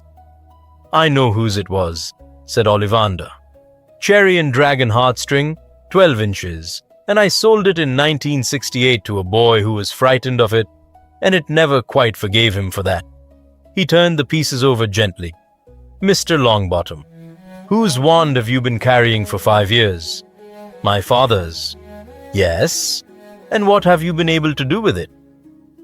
Neville was quiet for a moment. His grandmother, standing behind him, opened her mouth and then, remarkably, shut it again. "Not much," said Neville. "For a long time. It got better this year." "It got better because you got angry and it obeyed you out of surprise," said Ollivander. "That is not the same as being chosen, and you are old enough now to know the difference. Sit down. This will take a while." It took 40 minutes. It was one of the best fittings of Ollivander's life, and he needed one because he had not enjoyed anything in 5 years. On the 11th try, the wand he handed over lit the whole shop from the floor to the ceiling in a wash of clean white light, and Neville Longbottom actually laughed out loud. "Cherry and unicorn hair," said Ollivander. 12 3/4 inches.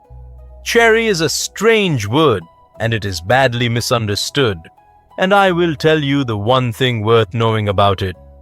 Cherry wands look mild and are not. They hold. They are the last thing standing in a room. He rapped it.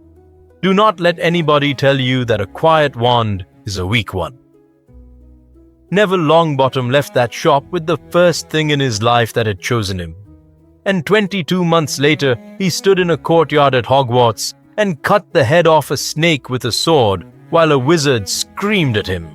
And Ollivander lived to hear about it and said that was the most he had ever been paid for 7 galleons. 6 hours after Neville walked out, the bell above the door rang again, and Garrick Ollivander looked up and saw a tall figure in the doorway with red eyes, and understood, with a strange sense of relief, that his afternoon had arrived. "You have not changed the shop," said Voldemort.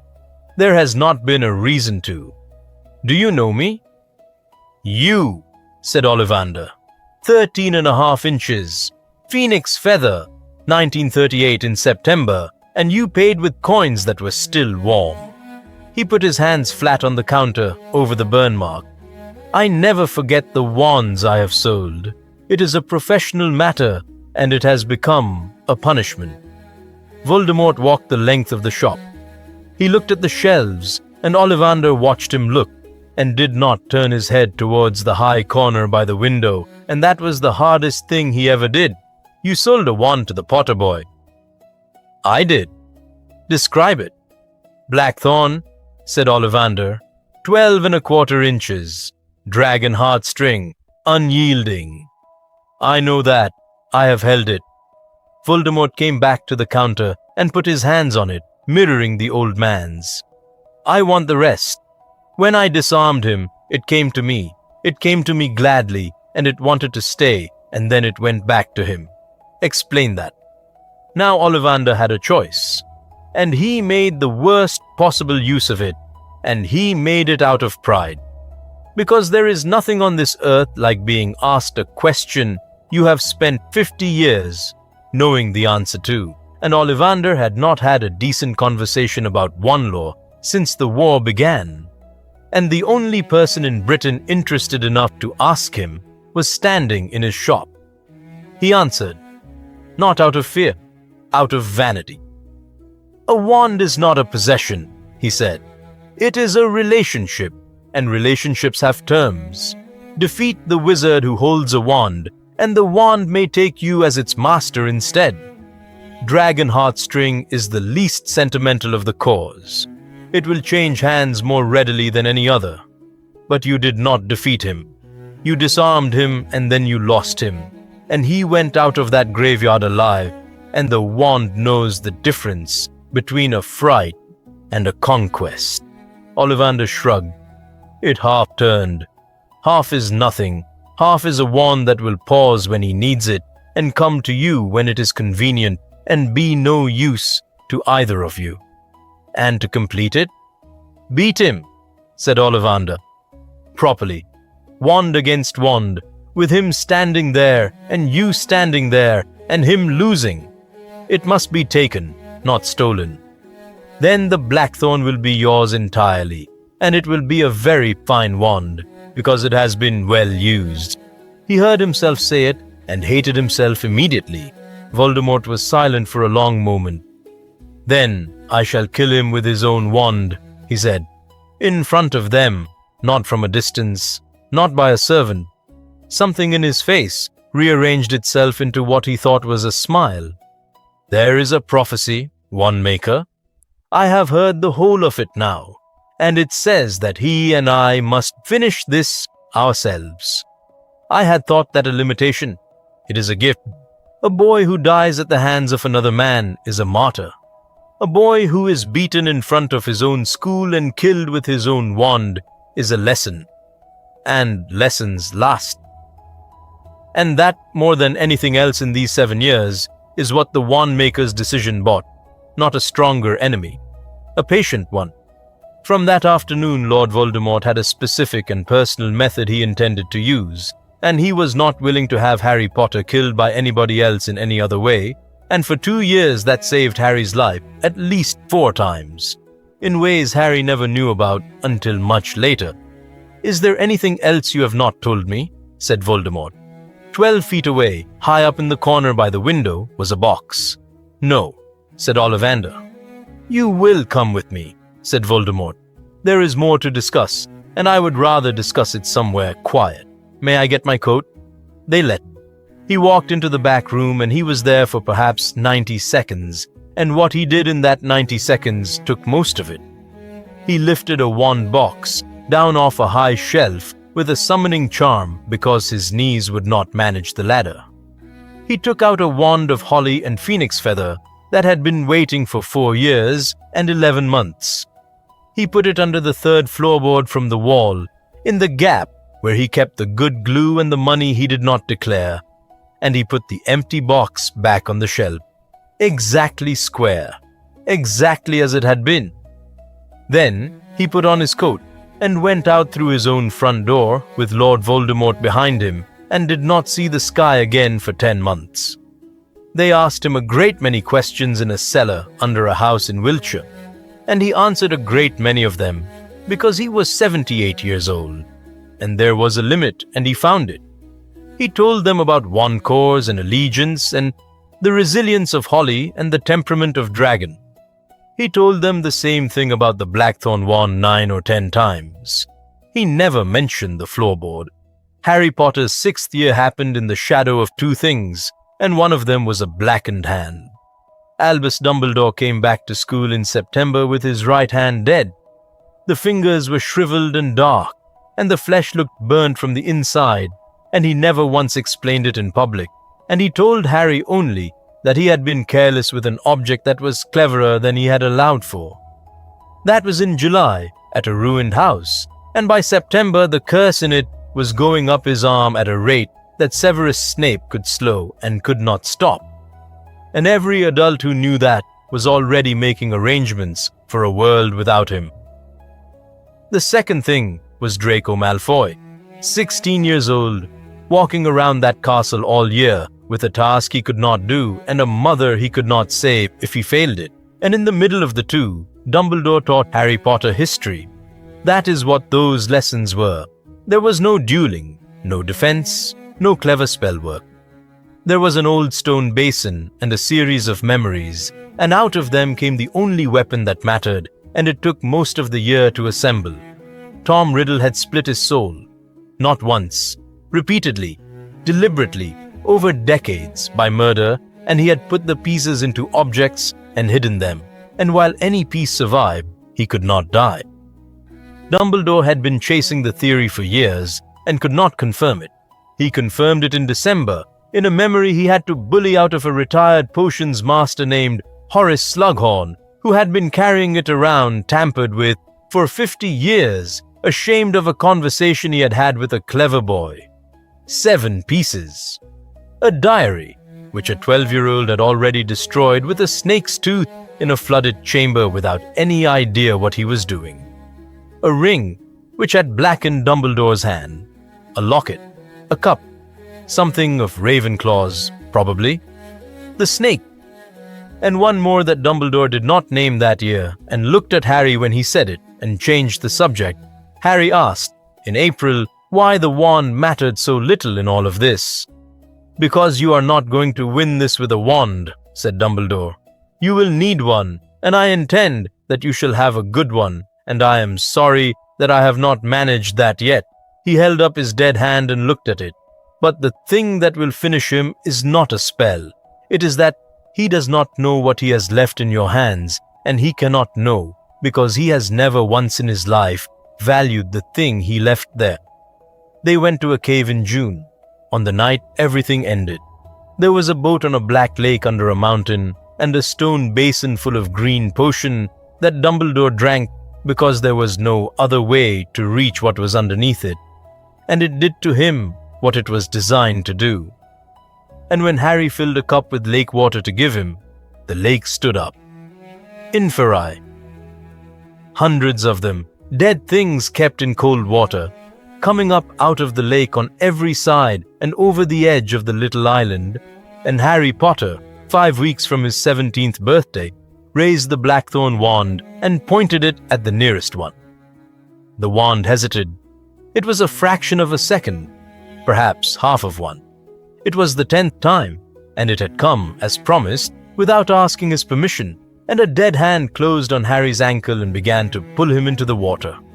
Dumbledore, half poisoned, unable to stand, dragged himself upright on the edge of the basin and made fire come out of his own wand in a ring around the island, a rope of it 20 feet high, and drove them back into the lake and then fell down. Harry got him into the boat. He got him across the lake. He got him out of the cave and to the top of the cliff and back to Hogsmeade, half carrying a man 3 times his weight, and Dumbledore's first coherent sentence in 20 minutes was, "Your wand paused." Yes. How long? Not long. "Long enough that I am lying on a rock," said Dumbledore. "I want you to remember tonight, Harry. Not for guilt, for the lesson underneath it, which is that you have been fighting a war for 5 years with a tool that somebody else has a claim on, and that we have all been too busy to fix it. That is my failure, and not yours." He got his breath. There is a green mark in the sky over the school. There was. You know how the last hour of that year went. There was a locket in a box that turned out to be a fake with a note in it from a man nobody had thought about in 15 years. There was a tower, and Harry Potter frozen under an invisibility cloak by a spell he could not break, watching. There was Draco Malfoy at the top of the stairs, with a wand in a shaking hand and no intention whatsoever of using it, and Dumbledore, dying already, spending his last 4 minutes trying to talk a frightened boy out of the worst thing he would ever do. And there was Severus Snape, coming up those stairs, and Dumbledore saying his name once, quiet, in a way that people argued about for a year afterwards. Dumbledore went off the top of the astronomy tower and was dead before he reached the ground, and the man who did it walked out of the grounds with Draco Malfoy by the collar and was gone by morning. They buried Albus Dumbledore in a white marble tomb beside the lake, and they buried him with his wand in his hands, because that is what you do. Nobody ever came for it. That is worth knowing.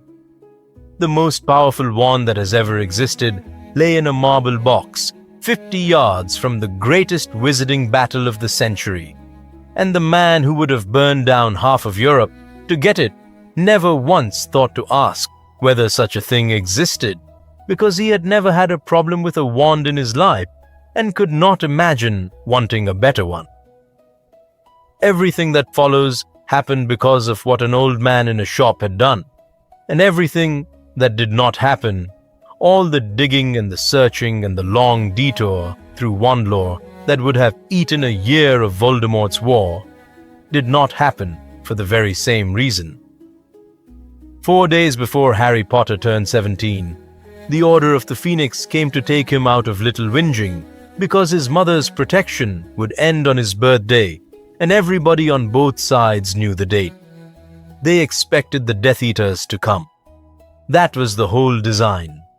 7 boys who all looked like Harry Potter, 7 pairs, 7 directions, and the hope that whoever was watching would not know which one to follow. What nobody had planned for was Lord Voldemort attending in person. He came out of the dark above the motorway flying without a broom, which almost nobody in the world could do. He went past every other pair in the sky as if they were parked, and he came down on the one that mattered. And Harry Potter, on the back of Hagrid's motorbike, with the wind tearing at him, turned round and saw a white face coming up out of the clouds like a moon. 2 things saved him in the next 90 seconds, and neither of them was his wand. The first was a snowy owl. Hedwig had been in her cage on the back of that bike for 11 years of Harry's life, and a curse meant for Harry hit the cage and she was gone before Harry knew it had happened, and he did not have time to make a sound about it until 3 days later. The second was Voldemort's own plan, because he had a method. He had decided, in a shop in Diagon Alley, that this boy was going to be beaten wand to wand and killed with his own blackthorn in front of witnesses. And there is a moment in that chase, and Harry could see it happen, where Voldemort could have simply killed him from 30 feet up and did not. He came in close instead. He came in close because he wanted the wand out of Harry's hand first, and he raised the U wand to disarm rather than to kill. And in that half-second, Rubeus Hagrid, who weighed as much as a small horse and had no wand at all, threw himself off the back of the bike at him. It should not have worked. It worked for 1 second. The bike went into a spin. Harry's own blackthorn wand went off in his fist without being asked to. A wild spray of red fire that hit nothing at all.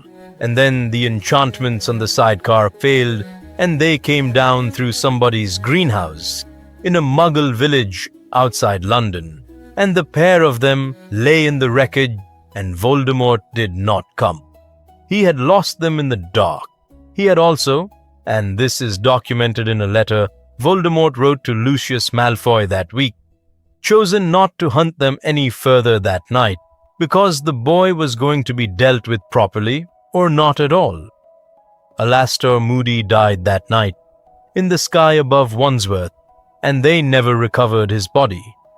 And Harry, who counted, put him on the list with Cedric Diggory and Sirius Black, and did not sleep for a week. The Ministry of Magic fell on the 1st of August, in the middle of a wedding. Rufus Scrimgeour had been minister for a year, and had died that afternoon rather than say where Harry Potter was. And by evening, the Death Eaters were inside the building, and the machinery of a government was in Voldemort's hands, and there was no rebellion, because there was nothing left to rebel against. The ministry simply changed what it was for. Harry Potter, Ron Weasley and Hermione Granger went out of that wedding into 9 months of nothing. I am not going to pretend those months were a story. They were a search with no map. They had one locket to find and no idea where it was. Then they had it, out of the throat of the ministry itself, in a robbery that nearly killed all 3 of them, and then they could not destroy it. So they carried the thing in turns on a chain around their necks, in a tent in a wood, and it did what it had been made to do. It found the worst thing in whoever was wearing it, and turned the volume up. Ron Weasley left in October. He came back in December. Anybody who tells that story as a betrayal has never worn a Horcrux. And in between, on Christmas Eve, 1997, in the village where his parents were buried, Harry Potter lost his wand. It happened in an upstairs room in a filthy house at the end of the lane, in the dark, in the space of 4 seconds. They had gone to see an old woman who they thought was an old woman, and she was not. She was a snake wearing a body. And Nagini came up off the bed at Harry's face in the pitch black, and Hermione Granger did the only thing there was time to do, which was to fire a blasting curse at the ceiling to bring it down between them. The curse went past Harry's shoulder. Harry was holding the blackthorn wand up in front of him in the way, and the spell caught it, and it snapped in 2 places, and the broken half went down through the floorboards and was never found. They got out through the window with a snake in the room and a man arriving in the sky above the village.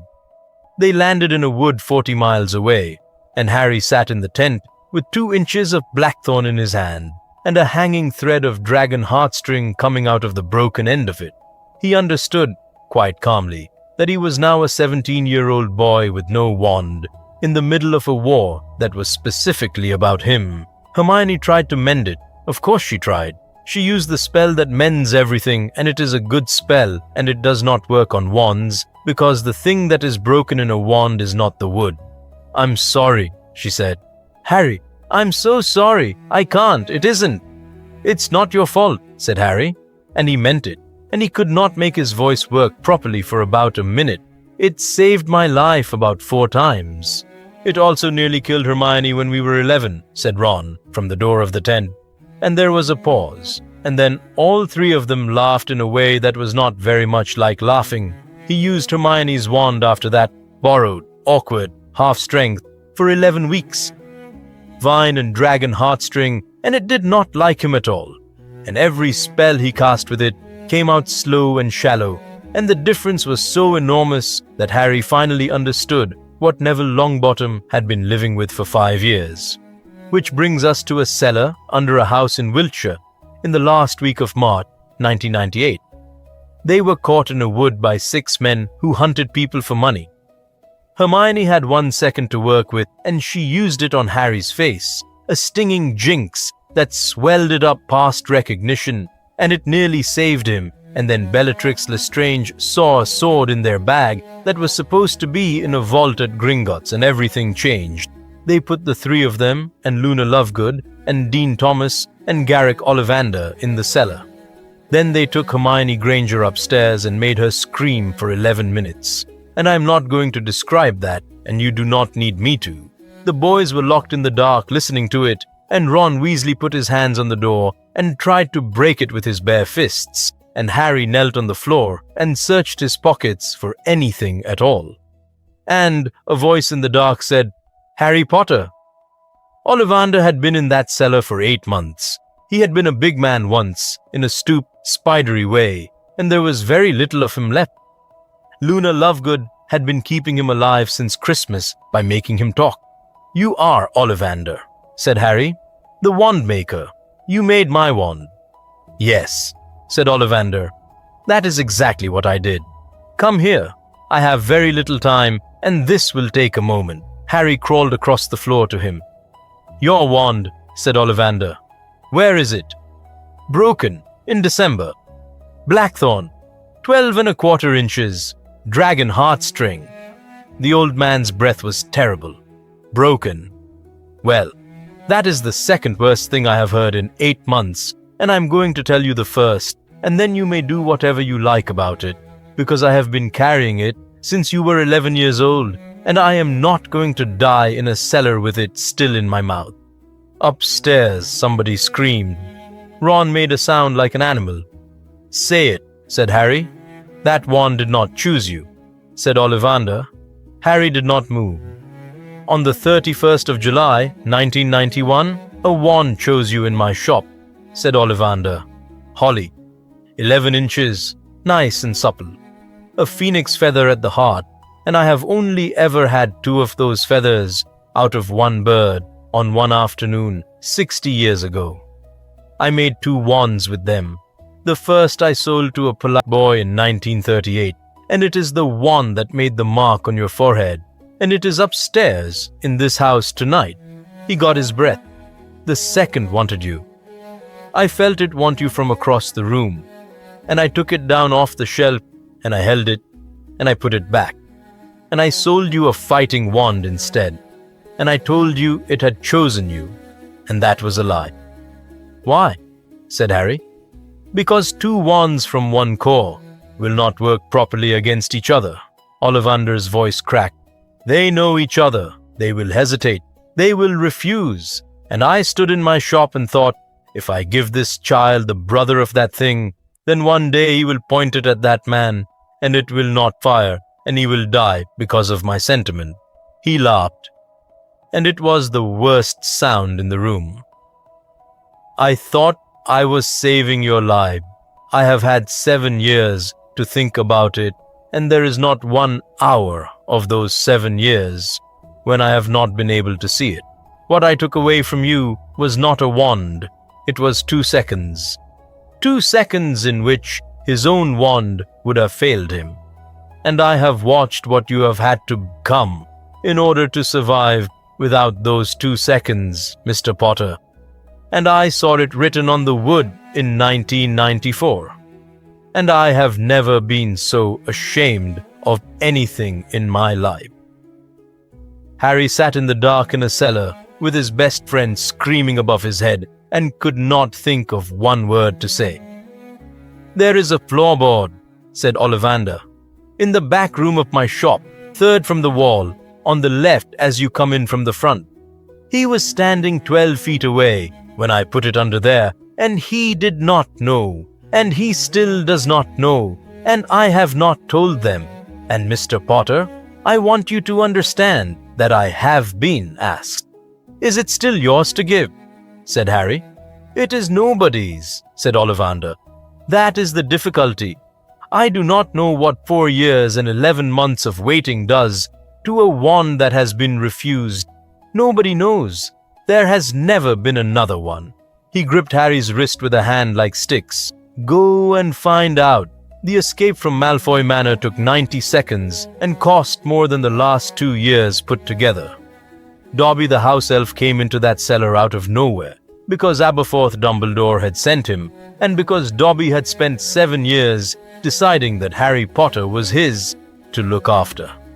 He took Luna and Dean and Ollivander first and vanished them out of a house that was supposed to be impossible to leave, and came back for the rest. Upstairs, there was a moment when everything turned on a chandelier and a wand. A Death Eater named Selwyn came down the cellar stairs, and Harry Potter, who had no wand at all, took his off him with both hands and an elbow and threw it to Ron Weasley, who had none either.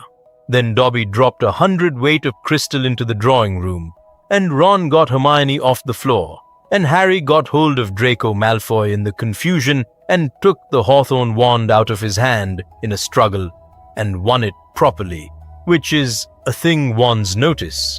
It worked better for him in the next 5 weeks than Hermione's ever had, and he was ashamed of how grateful he was for that. And Bellatrix Lestrange, as the elf turned on the spot and the room went away, threw a silver knife. They landed on a cliff path in Cornwall with the sea going in and out below them, and Dobby was smiling. And there was a knife in his chest, and he said Harry Potter's name, and then he stopped. They buried him there, by hand, with a spade, without magic, because Harry insisted. It took 2 hours. He carved the words himself into a flat stone with a wand he had taken off a boy he had hated for 7 years. Here lies Dobby, a free elf. Harry Potter was 17 years old and had buried more people than most soldiers, and he had 11 days left. They spent a month in a small white cottage on the edge of that cliff, which belonged to Bill Weasley and his wife Fleur, and which had 4 rooms and 9 people in it. Ollivander was in the smallest bedroom, and it took him 9 days to be able to sit up. Harry went in on the 10th day and sat on the end of the bed and asked the only question he had. "Will it take me?" "I do not know," said Ollivander. "You must stop asking me for certainty. I have not got any, and I never had. Here is what I have got." He counted on his fingers, which was a habit of his. A wand chooses out of an affinity, and affinities do not evaporate. You are the same person you were underneath. That is in your favor. Against you is everything you have done since. You have spent 7 years training your hand on a blackthorn wand, and a blackthorn wand teaches one grammar, and it is a shout. Holly is not a shout. Holly is a protective wood, and it is at its best in the hands of somebody who needs help managing his own temper, which, Mr. Potter, if you will forgive an old man, is exactly what you needed at 11, and exactly what nobody has given you since. So it will feel wrong. It will feel like shaking hands with a relative you have never met, said Ollivander. There will be recognition in it, and no ease at all. Ease comes later if you live. He lay back. And there is one more thing, and it is the thing I have thought about most. So listen carefully.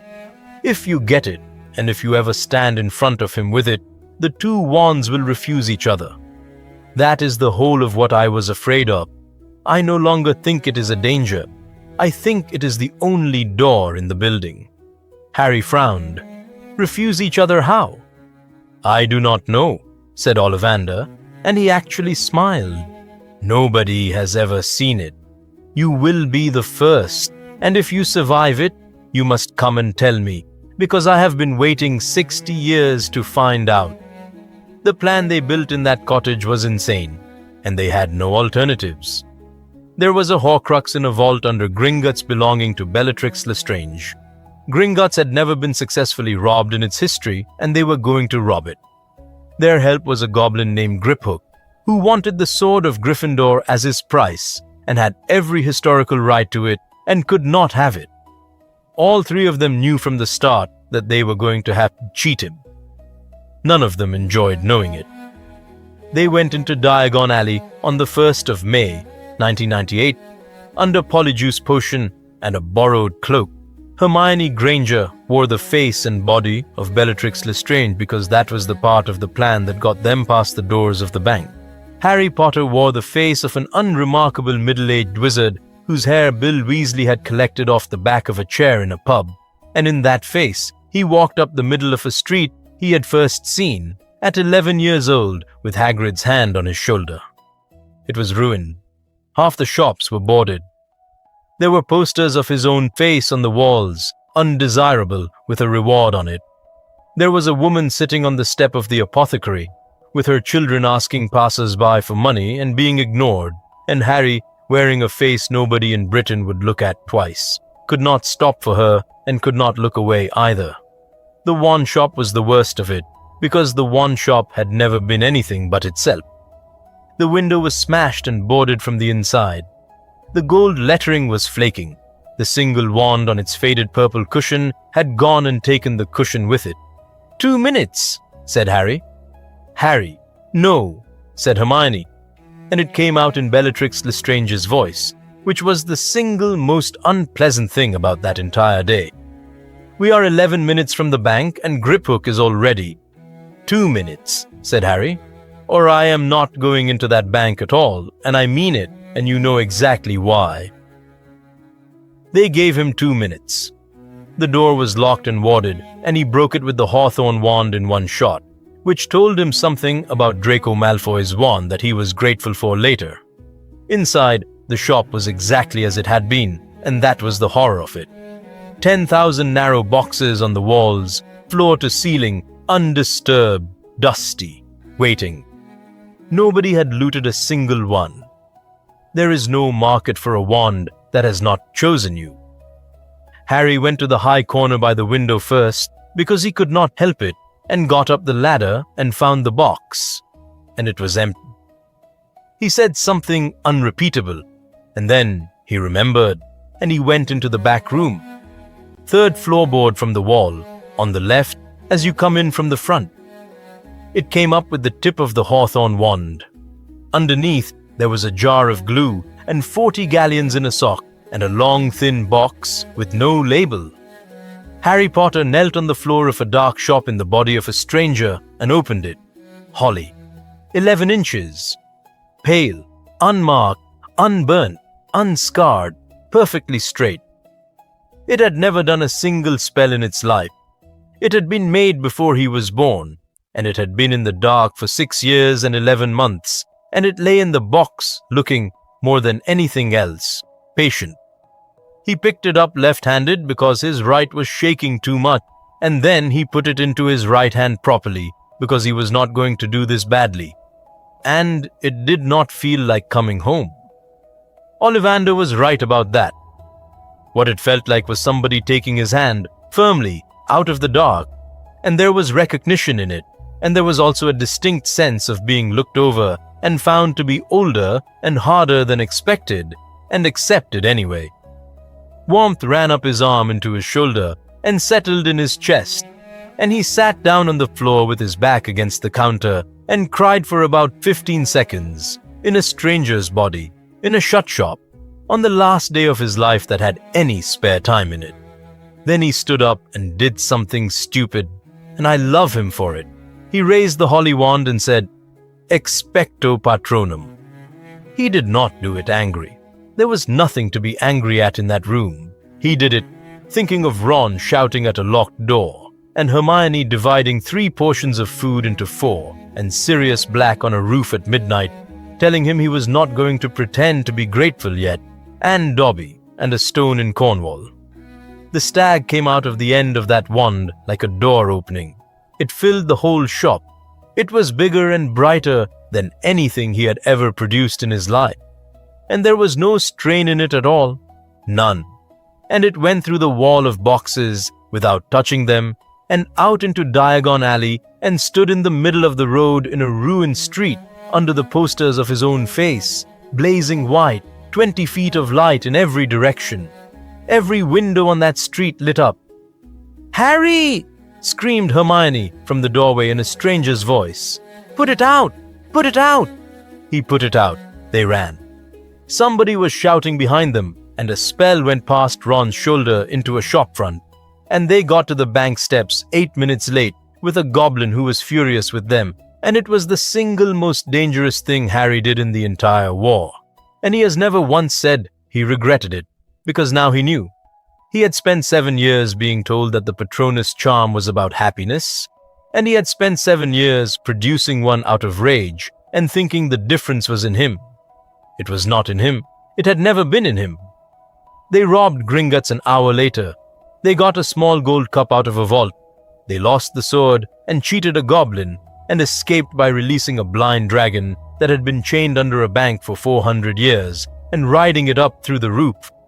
And by 6 that evening, Harry Potter knew where the last hidden piece of Voldemort's soul was, because he had seen it through the eyes of a man who had just found out that his vault had been opened. It was at Hogwarts. It had been at Hogwarts the whole time. They came into Hogsmeade at 9 in the evening on the 1st of May and into the castle through a tunnel behind a portrait in the back room of a pub.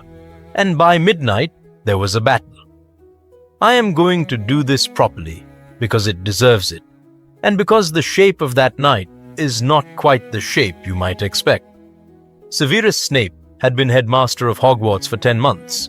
When Minerva McGonagall found out that Harry Potter was in the building, she went up to the 7th floor and fought Snape in a corridor, 3 teachers against 1, and he did not kill any of them, which nobody remarked on at the time, and several people thought about afterwards. He went out of a window instead, turning into a long trail of black smoke, and left the school undefended. The students who wanted to fight stayed. Most of the youngest were evacuated through the tunnel. The order came. Neville Longbottom, who had spent that entire year keeping a rebellion alive in a castle run by torturers, brought 100 people in through the passage in 20 minutes and stood in the entrance hall with a cherry wand in his hand telling 17-year-olds where to go, and not one of them argued.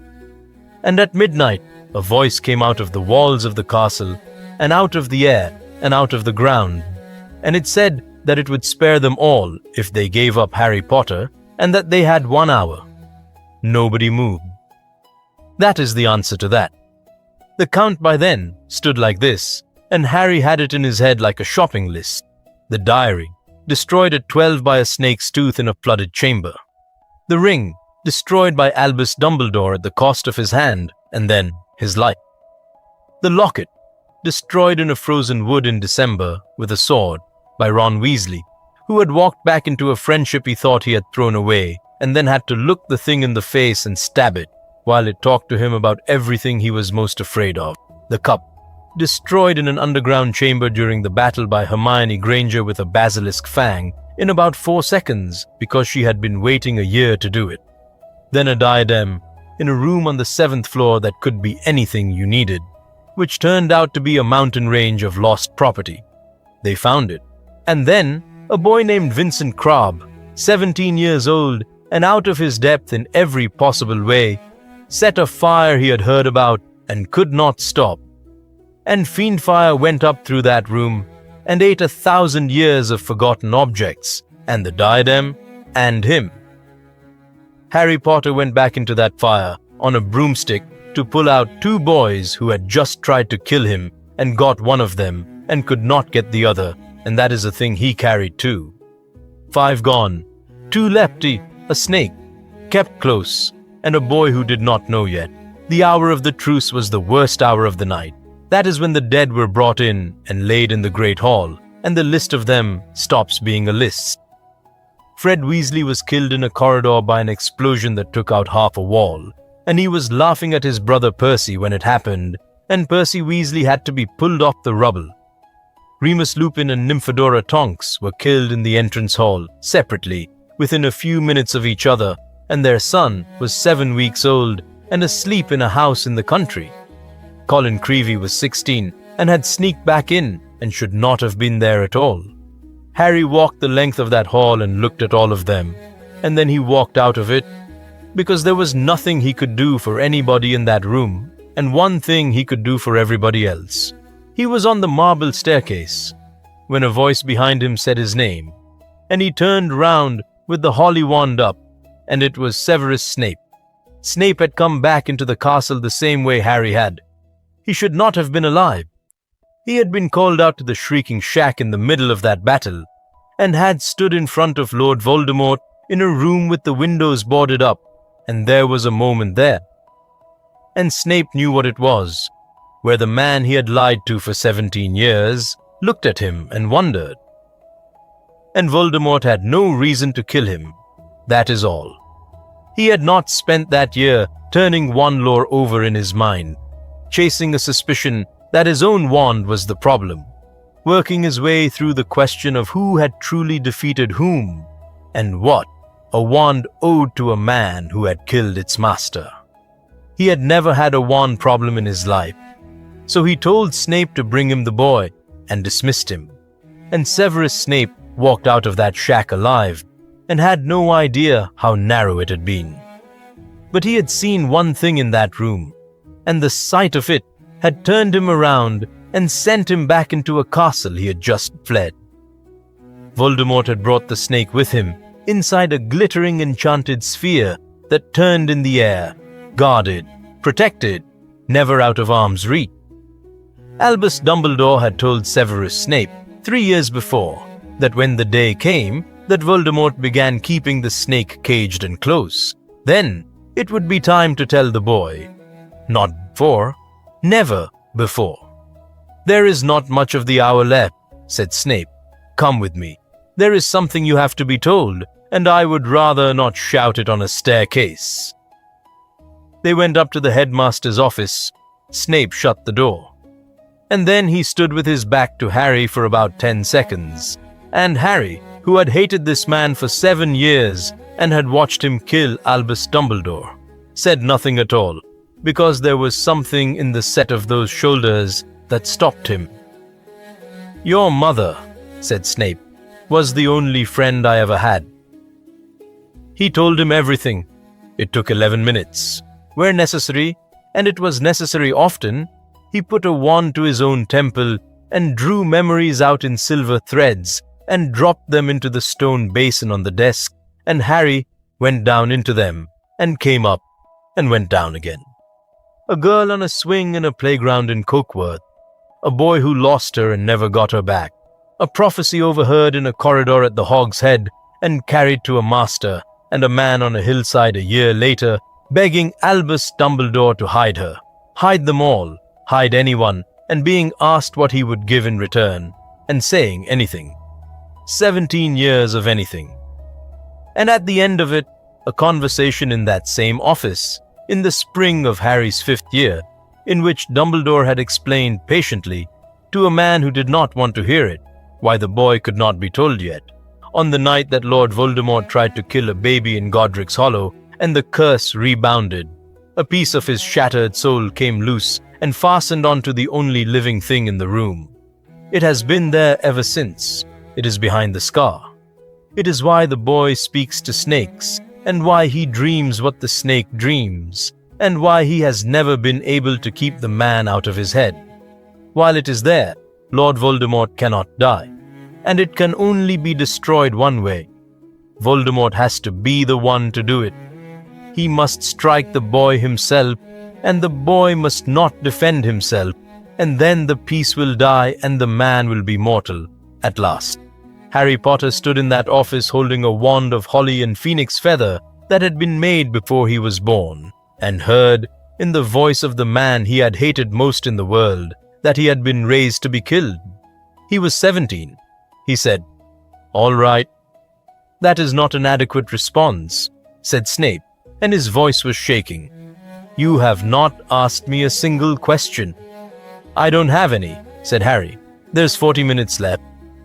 Behind them, in a frame on the wall, Albus Dumbledore had been silent throughout. Now he spoke, and what he said was not about the war.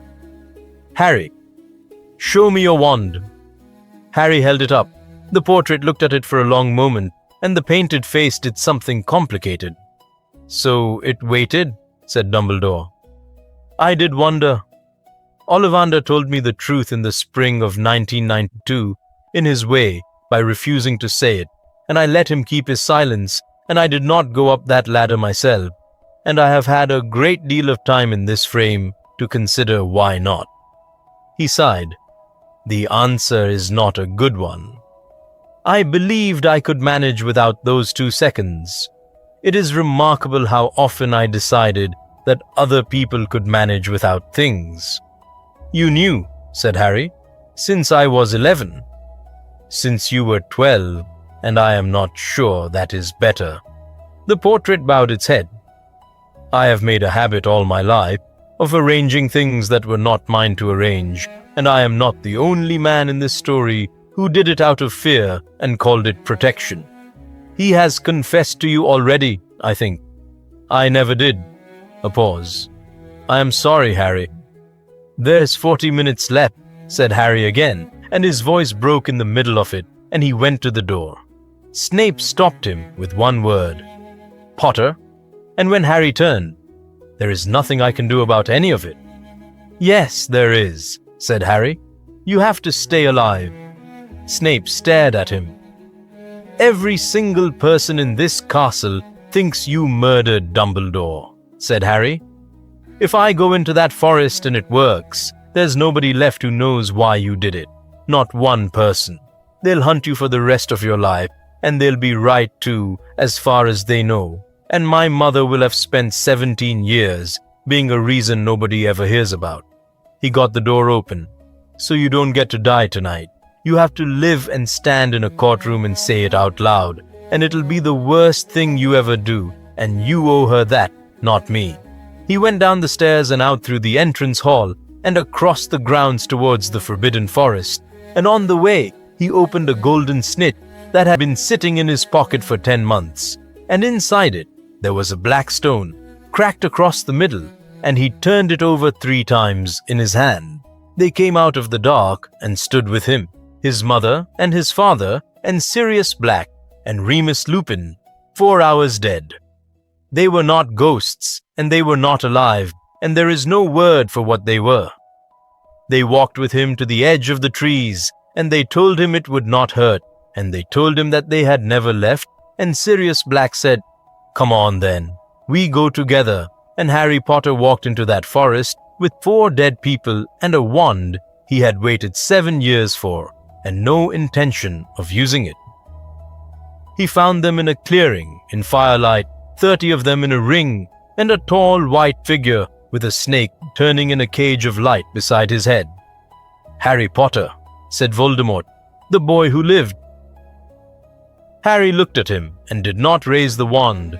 It was in his hand, and his fingers were around it, and it would have gone off if he had asked. He did not ask. That was the whole of it, and it was the hardest single act of his life, and nobody there understood what they were watching. Avada Kedavra. There was a place after that, bright and white and mostly empty, that Harry thought might be King's Cross Station and might have been anywhere. Albus Dumbledore was there, whole, with 2 good hands, and they talked for a long time about a great many things. Near the end of it, Harry asked, "Am I dead?" "On the whole," said Dumbledore, "no. Because he took my blood. Because he took your blood 3 years ago out of your arm, in a graveyard, and put it into his own body, and your mother's protection went in with it and is living there still, whether he likes it or not. He tethered you to life and called it a triumph." Dumbledore smiled. "It is my favorite of all his mistakes, and he has never once noticed it. And the piece of him in me?" "Gone," said Dumbledore. "You let him take it. There is no other way it could have been done, and I could not tell you, and I have never forgiven myself, and you have every right not to either." Harry thought for a while. "Sir," he said, "the wand. If I'd had it at 14, in the graveyard, would his wand have failed?" "Yes," said Dumbledore. "You would have been given a few seconds, and I do not know whether you would have used them well, because you were 14 and frightened, and you would have gone into every year after that as a boy who had once been protected by luck. Instead, you went into them as a boy who had brought down a graveyard with a wand that would not stop. I am not going to tell you which of those 2 boys was more likely to walk into a forest tonight and not lift his hand, because I do not know, and because I think you do. That's not an answer." "No," said Dumbledore, standing up. "It is a great deal better than one. Go back, Harry. Go on. There is a snake to be dealt with, and I'm afraid you have to be there for the end of it." He woke up face down on the floor of the forest, with his glasses gone, and the holly wand still in his fist, hidden under his own body, because Narcissa Malfoy had knelt over him to check whether he was dead, and he had whispered one word to her about her son, and she had stood up and told Lord Voldemort that Harry Potter was dead, and lied to his face for the sake of a boy in a castle, and nobody in that clearing ever suspected. They carried him back to the castle in Hagrid's arms, and Hagrid was crying so hard he could not see the path, and they laid him on the grass in front of the doors, and Voldemort announced his victory to everyone in the school. Then Neville Longbottom, disarmed, beaten, with a hat pushed onto his head that had just been set on fire, pulled a sword out of it. The head came off the snake in one stroke.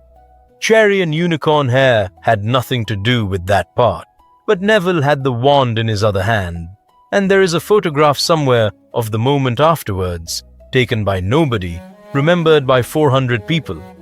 The last piece was gone. Lord Voldemort was, for the first time since he was 16 years old, a mortal man, and he did not know it, and the Great Hall came out onto the lawn, and the battle started again. It lasted about half an hour, and it was not organized in any way. Bellatrix Lestrange was killed in the middle of the Great Hall by Molly Weasley, who had lost a son 4 hours earlier and who was, it turned out, one of the best duelists in the building. Harry Potter, under an invisibility cloak, moving between the fights, saw a wall of stone come down on nobody, saw 3 teachers driving Voldemort backwards across the flagstones together, and understood that the man was losing and did not yet believe it. Then Harry threw the cloak off in the middle of the floor and said, "He's mine." The hall stopped, all of it. 200 people in the space of 1 second went silent and pressed back against the walls, and a boy who had been dead an hour earlier stood in the middle of the floor with a wand in his hand.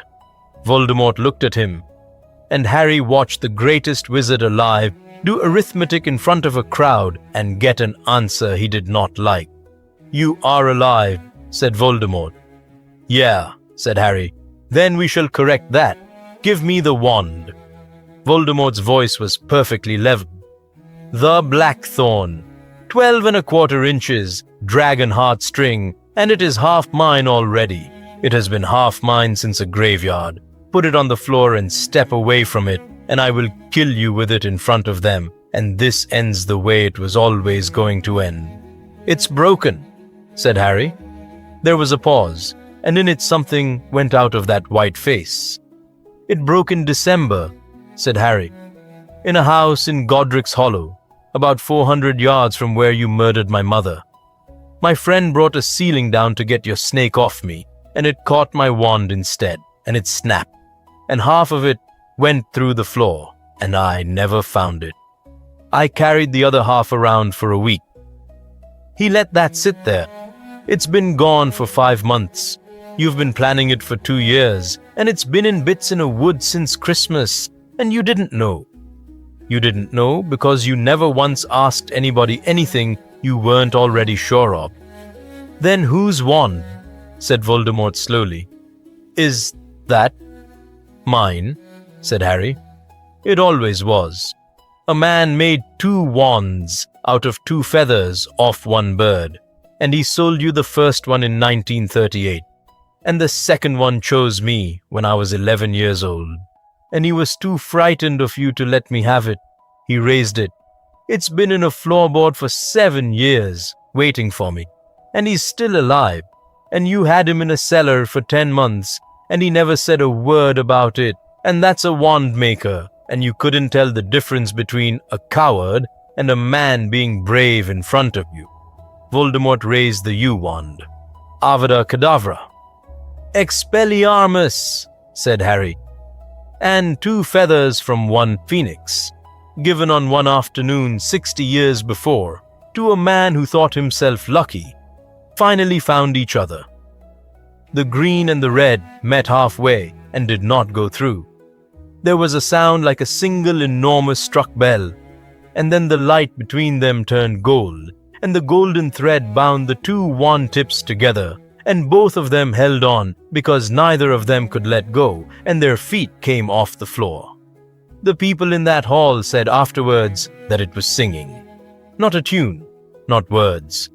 A sound like a phoenix, held, unbroken, coming from the light itself, and it went into everybody in that room, and every single one of them said the same thing about it, which was that it made them feel that whatever happened next was going to be all right. Voldemort did not feel that. Harry could see his face inside the cage of light, and it was, at last, and only for a moment, the face of a man who had understood something too late. "What is this?" said Voldemort. "What have you done? What is this?" Then his own wand betrayed him, and the yew began to give back what it had taken. Out of the tip of Voldemort's wand, where the golden thread came out of it, beads of light traveled backwards along the line, and shapes began to come. Grey, smoke-colored, not solid, and not ghosts, more real than either. A tall man in a nightshirt came out first, a gardener from Little Hangleton, who had heard a voice in an empty house and gone up to look. Then, a plump woman with a notebook. Then, a young witch in traveling clothes who had once taught Muggle studies at Hogwarts and had been killed at a dinner table in front of an audience. Then an old man with a lion's mane of grey hair who had been Minister for Magic for 1 year and had died rather than answer a question. Then a boy of 17 with an open, decent face. And he turned in the golden light and looked at Harry Potter and said, quite calmly, that he had waited a long time for this and that Harry should hold on. Then a woman with red hair. Then a man with untidy black hair and round glasses, who came out of that wand last because he had died first, and who came and stood as close to his son as the light allowed and said nothing at all, because there was no time and nothing needed saying. They pressed in, all of them. Every echo of every murder that wand had ever performed came out of it and closed on the man holding it, and they could not touch him, and it did not matter, because a person who has spent 70 years running from death cannot bear to be looked at by it. Voldemort was screaming. He was screaming at them to get back, to obey, and they were his, and they did not obey. And then, being who he was, he did the only thing he had ever done when something resisted him. He pushed harder. He put everything he had into that wand, every ounce of a power that had frightened the whole of Europe for 50 years went down his arm and into 13.5 inches of yew, with a killing curse already jammed in the throat of it and a golden cage holding the mouth shut. Here is a thing that Garrick Ollivander wrote in a ledger, once, in 1953, about a young witch in Bristol who had held a shield against 3 attackers and asked her wand for more than it could carry. A wand will only carry what it can carry. Ask for more, and it will not refuse you. It will simply break. The yew wand came apart. It did not splinter or crack. It went in a flat white flash, and the phoenix feather at the heart of it burned out in an instant, and everything Lord Voldemort had crammed into it had nowhere left to go except backwards, into the hand that held it, into the arm, into the chest. He was killed by his own killing curse for the second time in 17 years. The difference was that this time there was nothing of him hidden anywhere in the world. No fragment in a diary, or a ring, or a cup, or a snake, or a boy. Nothing waiting in a forest in Albania for a body to borrow. So the thing that had been Tom Marvolo Riddle simply stopped. It fell down on the flagstones of the Great Hall and was a dead man and looked like one. The golden light went out, the echoes went with it, and the last of them to go was the man with the untidy hair, and he was smiling. Harry Potter landed on his feet in the middle of the floor with a wand of holly and phoenix feather in his hand, unbroken, warm, and entirely his. And then 200 people hit him at once. The shop reopened in the spring of 1999. It took Ollivander 9 months to be well enough to work, and another 3 to build up any stock, because the trade cannot be hurried. and the good materials had all gone to other things during the war. He put the flaking gold letters back on the window himself. He did not replace the single wand on the purple cushion, and when people asked, he said he had not decided what belonged there yet. Harry Potter came in on a Tuesday in April with something in his coat pocket. "I brought you this," he said, and put half a blackthorn wand on the counter on the burn mark, which was still there and hadn't come out. Ollivander picked it up in both hands and turned it to the light. The wood was almost black. There were layers of scorching near the break and a bruise-colored stain along one side and 100 small marks that only a wand-maker would have been able to read. "You cannot mend it," said Ollivander. "You know that. I know. I didn't bring it to be mended." "Then why?" "Because it was mine for 7 years," said Harry. "And it never once let me down except when he'd got his hands on it. And it's not its fault it was the wrong one. It brought down a ceiling to keep Hermione alive when I was 11, and I've never told her that properly. I thought somebody ought to have it who'd know what it was." Ollivander stood with the broken half in his hands for quite a long time. "Do you hate me?" he said. "You are permitted to. I have rehearsed it." "I did for a bit," said Harry, "in the cellar, and for about a year after." He shrugged. "Then I worked out that I'd have got 2 seconds in a graveyard, and I've no idea what I'd have done with them. Maybe I'd have died anyway, maybe I'd have won, and never learned anything and walked into that forest and lifted my hand, and if I'd lifted my hand, it wouldn't have worked, and everybody would still be there now." He looked at the wall of boxes. "You cost me 7 years of being frightened of my own wand. I'm not going to pretend that's nothing, but I'm not the one who has to carry what you did, and you've been carrying it since I was 11, and you kept the box under a floorboard while they were asking you questions in a cellar." A pause. "I reckon that squares it. That's my answer, and I'm not doing it twice, so put it in your ledger." "Ah," said Ollivander. "Yes, the ledger." He went and got it. It was under the counter where it had always been, and he opened it to a page dated the 31st of July, 1991, which was blank, and had been blank for 8 years, in a book in which every other page since 1948 was full. "There is one thing I want in exchange," said Ollivander, unstopping the ink. "You promised it to me in a bedroom in Cornwall. Tell me what happened when the two of them refused each other. Slowly. And do not leave anything out, because I am 81 years old, and I have wondered about it for 60 years, and I am the last man alive who is going to care about it as much as it deserves." So Harry Potter sat on a stool in a wand shop in Diagon Alley for 2.5 hours and told an old man about a cage of golden light and a sound like a phoenix, and the shapes that came backwards out of a U wand. And Ollivander wrote all of it down in a ledger in a cramped, precise hand, and at the end of it, he wrote one more line, which was the entry he should have made 8 years earlier and had not had the courage to. Soul, holly and phoenix feather, 11 inches. Late, he never interfered again. 30 more years he worked in that shop, and he had every reason to. He had lived through it. He knew, better than anybody breathing, what a wand can do in the wrong hand, and what a war costs, and there must have been 100 afternoons when some child came in, and something on the shelf woke up and Ollivander could see exactly where it was going to lead. He let it happen every single time. He would take the box down and say the words he had always said, and mean them properly at last. "The wand chooses the wizard, Mr. Potter. It has always been so, and it is not for me to argue with it." Harry Potter used that holly wand for the rest of his life. He became an aura, and then he ran the department, and some years later, when they were both grown and the war was a thing they could talk about in daylight, he married Ginny Weasley, and Ron Weasley and Hermione Granger took rather longer about it, and got there in the end.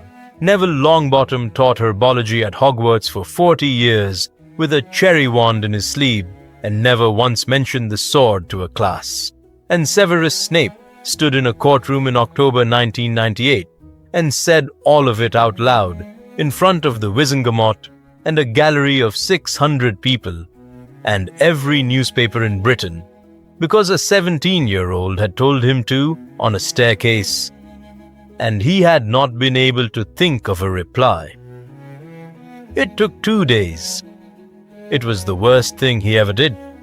He was cleared, and he never thanked Harry, and Harry always said he preferred it that way. Here is what I keep coming back to, and it is the whole reason I wanted to tell you this one. An old man in a shop was frightened of a good thing because it looked like a flaw. 2 wands that would not fight each other, and he saw a weapon that might fail, and never once considered that a weapon that refuses to fire is sometimes the only door out of the room. So he put his thumb on the scale, out of love, and a boy spent 7 years learning to be a weapon instead, and it very nearly worked out, and it very nearly did not. The wand was on the shelf the whole time, 12 feet away, in the dark, in a box, for 7 years. That is the story. If you enjoyed it, the timeline where Snape is the one who finds Harry at the Dursleys is sitting in my notes half finished, and I would love to know whether you want that one next.